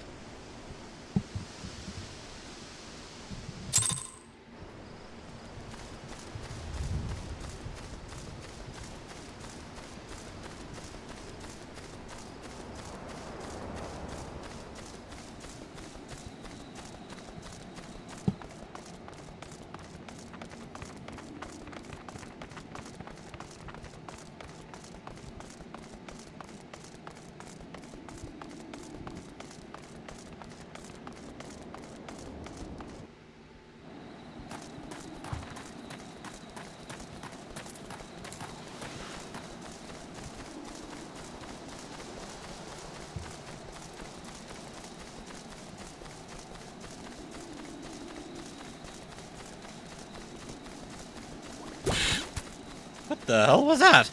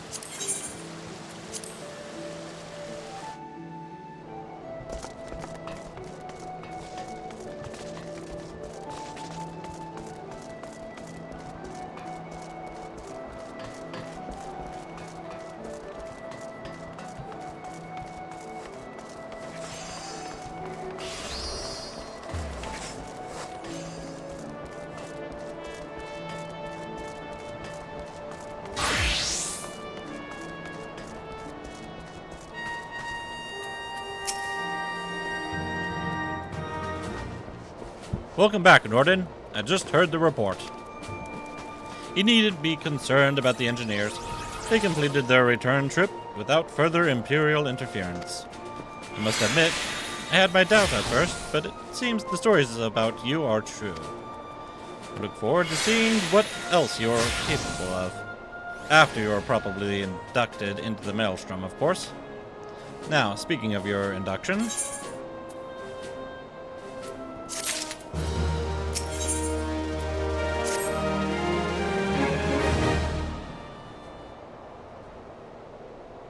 let us start afresh, shall we?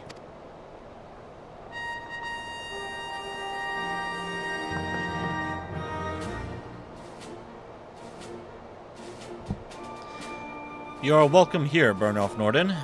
That such a well-respected adventurer would choose to join our ranks is most heartening. Before you swear your allegiance to us, however, it is only right that I tell you exactly what it is that you will be joining. A grand company is more than simply a collection of soldiers. It is an all-encompassing organization which draws upon the resources of an entire city-state to form a united military force capable of standing against a nation's deadliest enemies. We of the Maelstrom are charged with meeting the threats posed by the Primals and the Garlean Empire and solving the many problems caused by the calamity. Every man and woman who serves under our colors has a role to play in keeping the great warship that is Limsa afloat, and on whatever heading Chief Admiral Mervib Blofuswim, oh God, sees fit to set.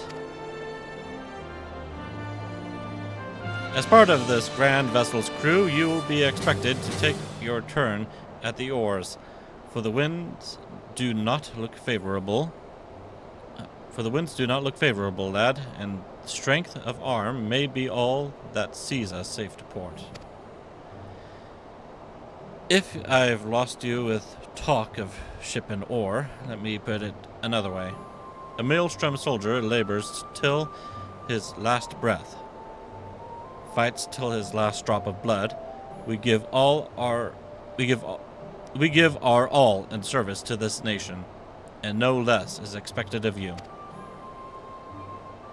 Nordin, it is customary for new recruits to swear an oath of their own choosing upon entering the Maelstrom ranks.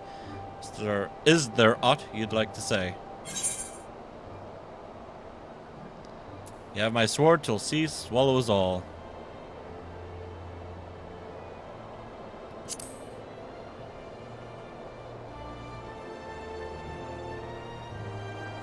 And I've no doubt we'll need it. Keep your weapons close to hand, lad. Byrnjolf Nordin, I hereby assign you the rank of Storm Private 3rd Class. You are now officially a soldier of the Maelstrom. Welcome aboard, Private. May you serve Limsa Liminza well, till sea swallows all.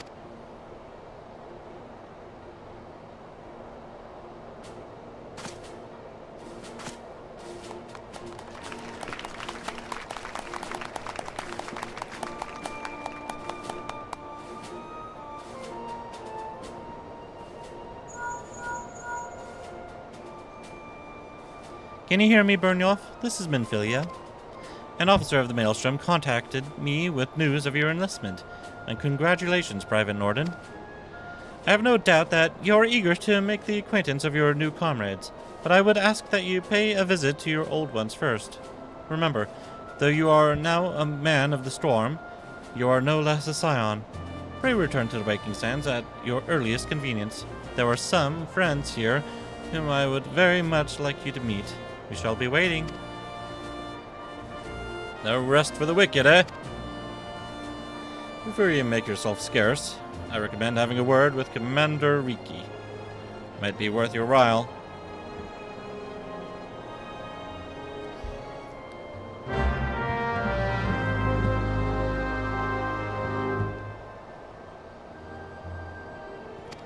And Chocobo quest. Yay!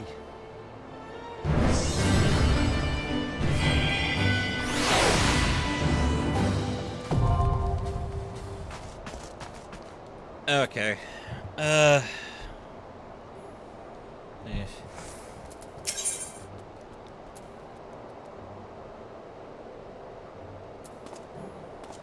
little Chocobo. Well, if it isn't Private Nordin, I must say the tales of your deeds have been an inspiration to the troops. Our duties take us far and wide, and I'll wager you've slogged across quite a few malms of countryside on naught but your own 2 feet. Such a sterling soldier of the Maelstrom deserves his own steed. Let us see about having one issued for you. All you need do is obtain a Storm Chocobo in issuance by exchanging company seals with the quartermaster. Once you have the steed, present it to Frigrim, and she will see you saddled up on one of our trusty birds. What is this? Ah, Private Nordin. Just the man I was hoping to see. Your exploits are, of late, have been the talk of Limsa. Don't let this puff your sails up too much, but I've heard some of the higher-ups saying that the Maelstrom would be lost at sea without you. But I suspect you're not the type to rest on your laurels. Nay, the tempest raging in your eyes tells me you're looking for new waters to navigate. Fortunately, we have just the place for people like you. Have you perchance heard of the Wolves' Den? Yes, it's the PvP area, right? It's a proving ground of sorts establishing the Eorzean Alliance, a place where the most promising of Grand Company recruits are sent to hone their skills. The Wolves' Den is to be found just off the shores of Lanasia. The ferry at the Morabi dry docks in Lower Lanasia will grant you passage there. Upon your arrival, seek out Storm Captain Burkoya Lord Helson. I've let him know that you'll be coming, so you can count on a warm welcome.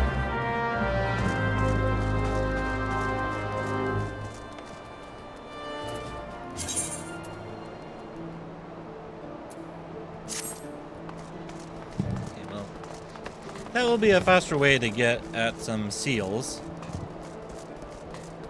That way I can get the chocobo.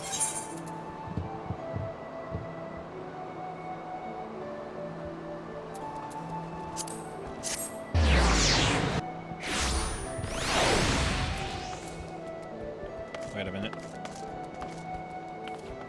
Oh, right. I just take the airship, right? No, I don't. How do I get there?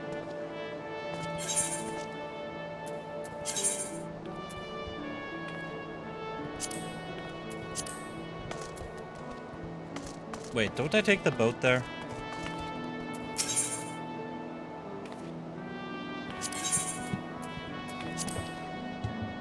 I'll have a quick look. I don't really remember.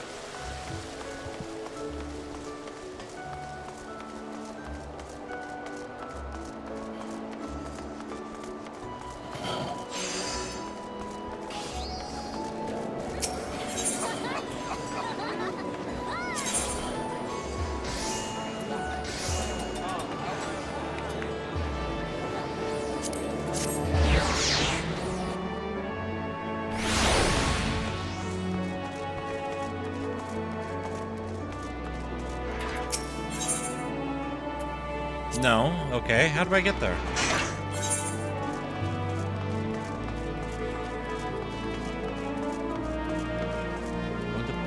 Board the ferry from Morby Dry Docks. So yeah, here.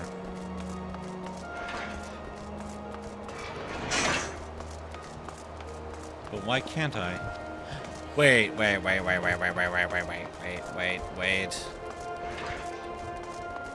They're talking about the...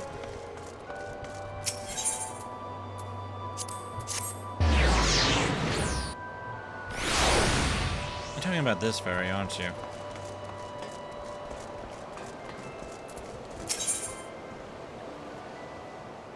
No, you're not.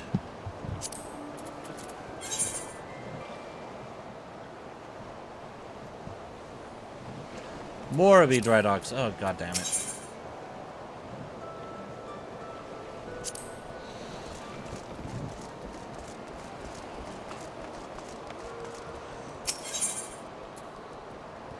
Okay, it's gonna be a long walk.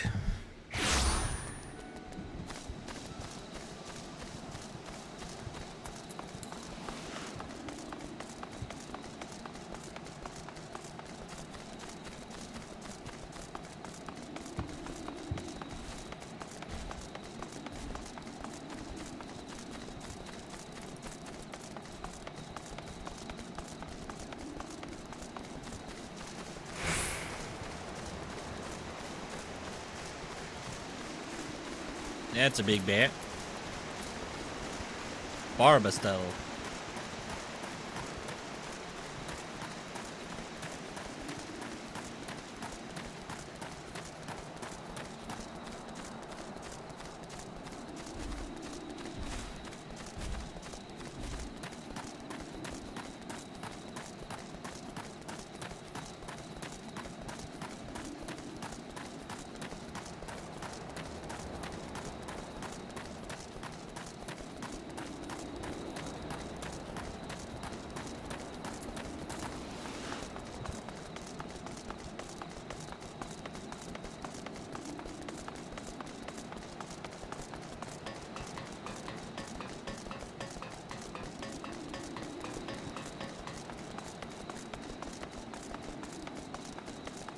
Ooh, I like that bike.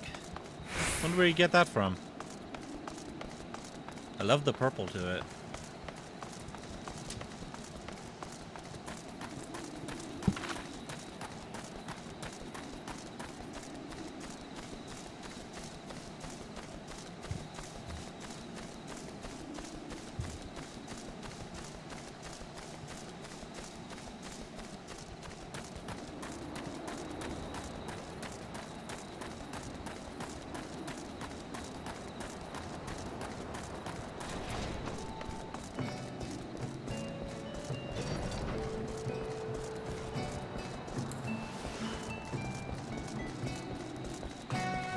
Oh, we got some leaves here.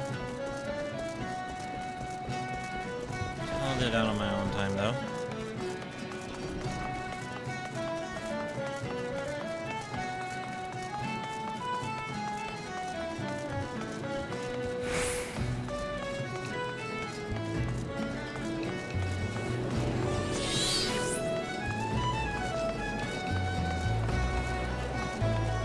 Hello, Mimidoa.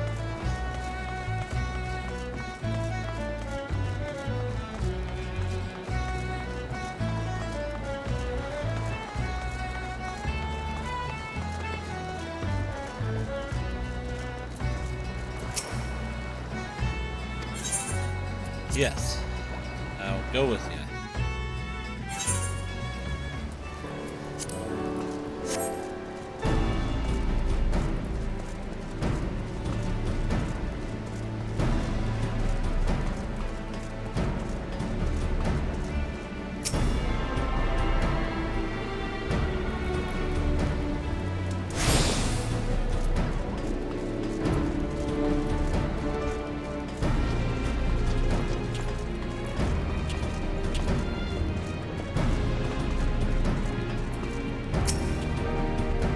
I don't recall seeing your ugly mug around here before. Hey. You say that Riki sent you? She said she was sending a new wolf to the den. Ah! More like the runt of the litter, if you ask me. Barely have fangs for the honin, but I guess I'm feeling goddamn generous, so I'll throw you a bone. Start yourself off with the crystalline conflict. Them training bouts are made special for feckless adventuring types who can't tell sound strategy from a horse's arse. I still reckon it won't be midday before you run home with your tail between your legs, crying for your mum. But you can have a word with Lieutenant Zalungi if you insist on giving it a go. Find him outside, assuming you can work up the nerve. Stand up straight, maggot! This ain't no place for the weak of spine. Dismissed.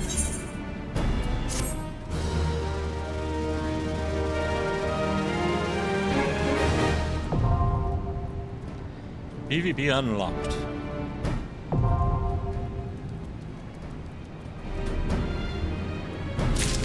Well, I don't really care for PvP here. At least not for these types of games. I like Battlefield and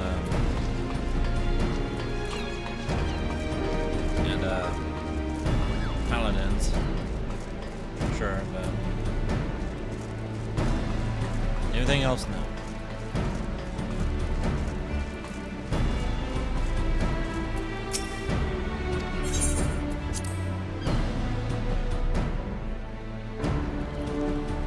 Oh good, my health bar's back.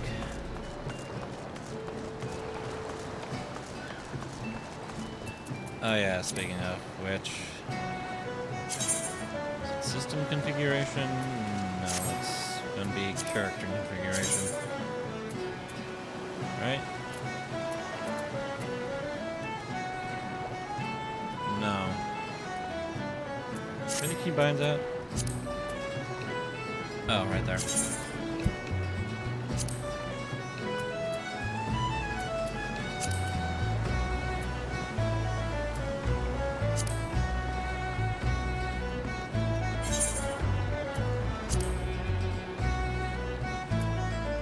There we go.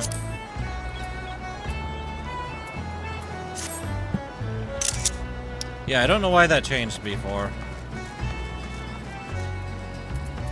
Wait, did I not actually apply it? Is that what the problem is? I just realized. No, it's okay. Alright.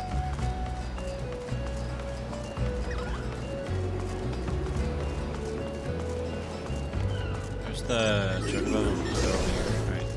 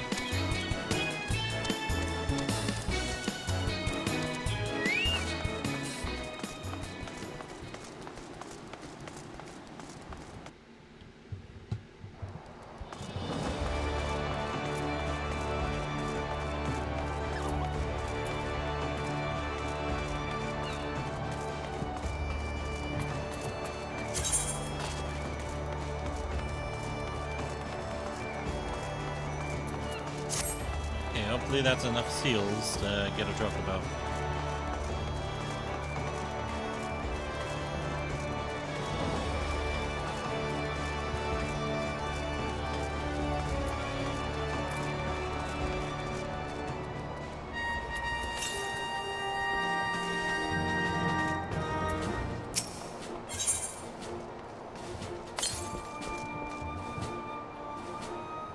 What does this look like? Uh-huh. Well, that's not what I'm here for. There we go. Oh, it's just 200. Nice.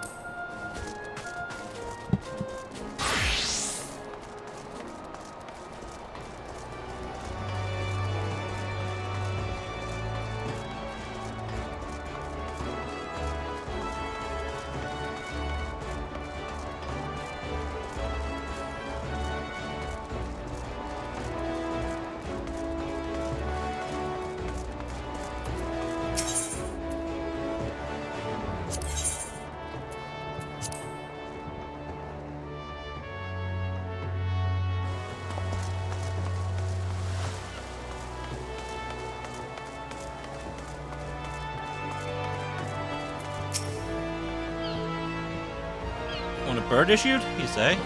Then I'll need to see your Storm Chocobo issuance. Right here.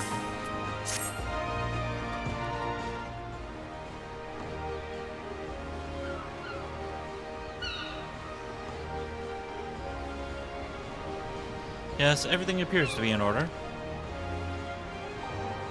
A moment, please. I'll be right back with your Chocobo.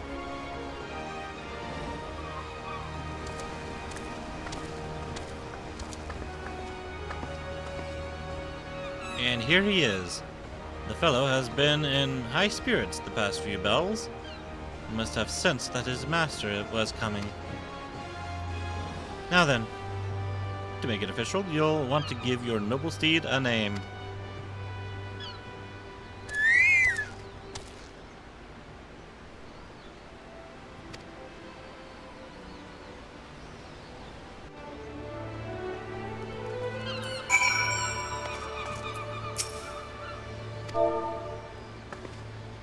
What should I name you?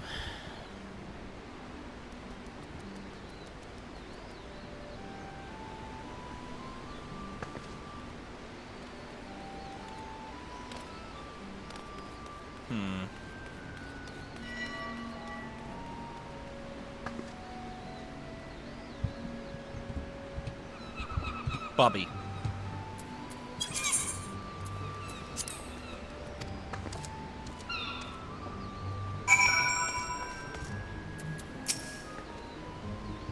I dare say he likes his name. Here's your very own Chocobo whistle. Simply blow into it, and your feathered friend will come bounding to your side. But do forgive him if he doesn't respond when summoned in crowded city areas, monster-infested lairs. Chocobos are stout-hearted creatures, but they have their limits. And lastly, I present you with your Chocobo rider's license, as is required by law. And that concludes all the formalities. I wish you and your Chocobo long years of fulfilling companionship. Finally have a Chocobo! My little Chocobo. Here he is. You're right there. Now we have to go talk to Minfilia real quick.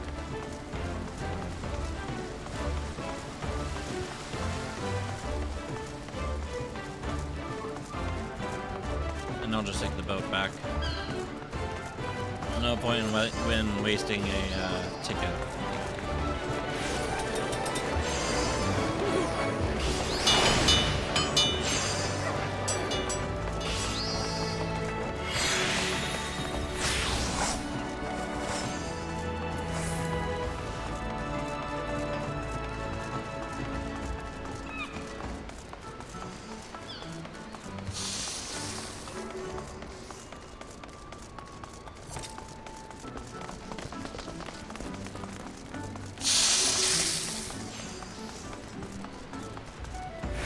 Mosasaur?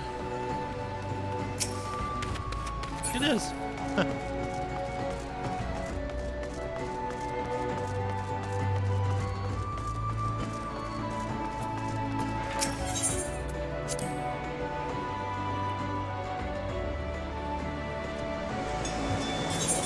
And skip that.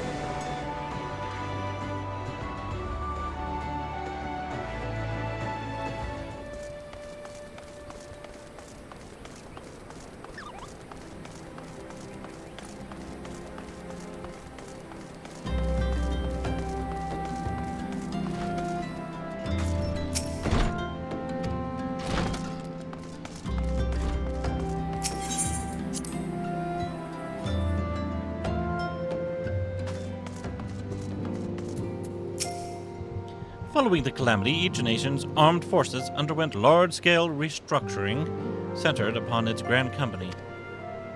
In Gridania, the Order of the Twin Adder absorbed both the Wood Whalers and the God's Quiver, while the Lemenzins enacted the complete merger of the Maelstrom and the Knights of the Barracuda. Ul'dah is the odd nation out, having made no notable changes to its armed forces. As before, and in the spirit of the Sultanate, each entity retains a certain degree of independence. Let me see if I have this right. You're an adventurer who's a scion and a storm? Golly, how do you keep track of everything? It must be fun pairing up with lots of different people.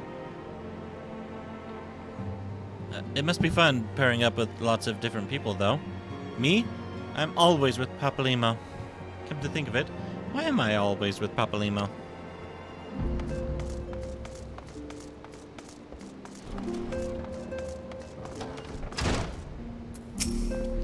I heard tell one of me brothers came through not long ago. Looks like I just missed him, though. I ain't seen either one of them since the calamity. Didn't even know if they were still alive. But after running into folk who swore they knew me time and again, I reckon they had to be out there somewhere. I've been traveling and peddling in the hopes I'd find me brothers ever since. If you see a fella what looks like me, let him know that Byrnjolf's looking for him, would you?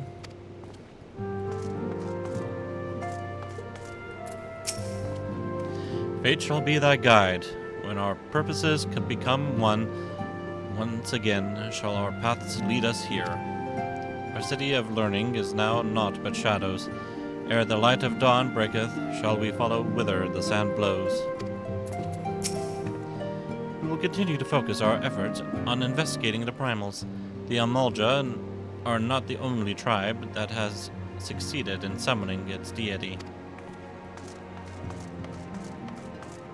Ah, look who it is. Have we met somewhere before? Must be quite the accomplished adventurer to be welcomed into these halls. Me?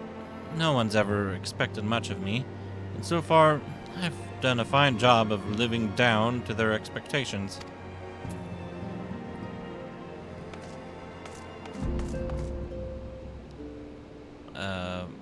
Everything going alright here? I've been chatting with Persevanes, and we both swear there was another member of our crew. We still ain't figured out a way to prove who he was, but just you wait and see. It won't be long before everybody sees us for the heroes we is. Is there a reason why you're hiding behind him? Also, I'll be taking this. Thank you very much. And nothing to repair.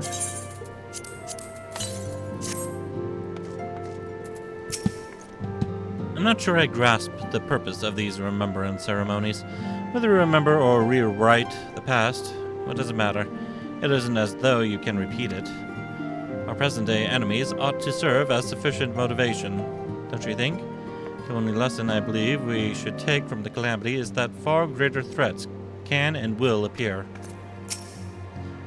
You pledged yourself to a grand company. Me? I don't think I could do it. I never feel like one of them. no matter what the recruiters say. Anyone back here? Nope.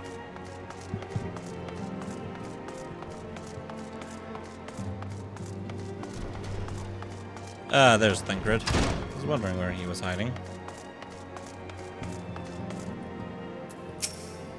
The incident with the traitor still weighs heavily on everyone's minds, the Flame General's most of all. And although he cannot be expected to know what evil lurks in the hearts of every man under his command, the revelation is nevertheless a devastating blow to his authority. Even so, it warrants saying that you should not let this tragedy color your opinion of the man. In all my years working with the Flame General, I have never had reason to doubt his capacity to lead.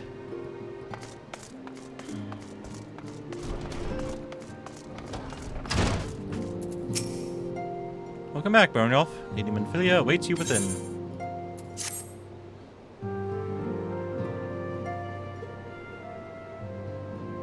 Welcome back. It seems you wasted no time putting your skills to work. How do I know? Why, the recruitment officer called to regale me with the tale of your heroics. The pride in his voice was palpable. We Scions are truly fortunate to have you with us, Byrnjolf. Now, when last we spoke, I said that I wanted you to meet some friends. Did I not? Well, I neglected to mention that you have already met. Tartaru, please show them in. This way, sirs.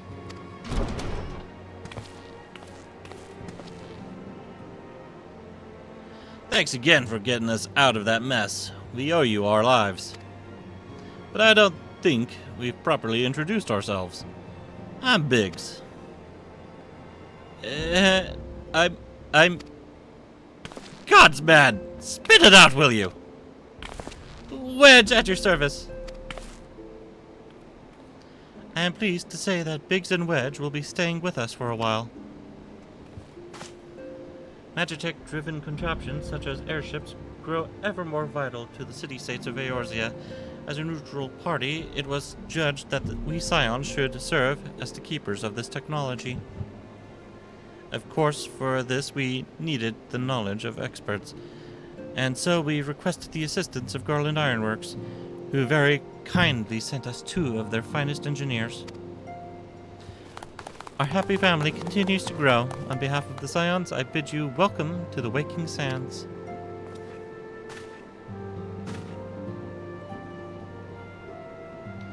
Like every soul here, I love Eorzea, and I count myself blessed to have been given the chance to stand with you all and fight for the future of the realm. Never have I known such fulfillment, such happiness.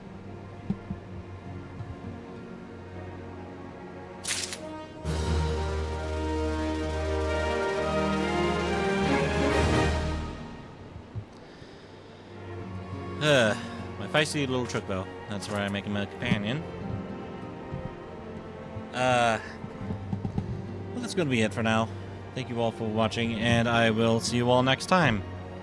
Glad to have our Chocobo, guys. Woo!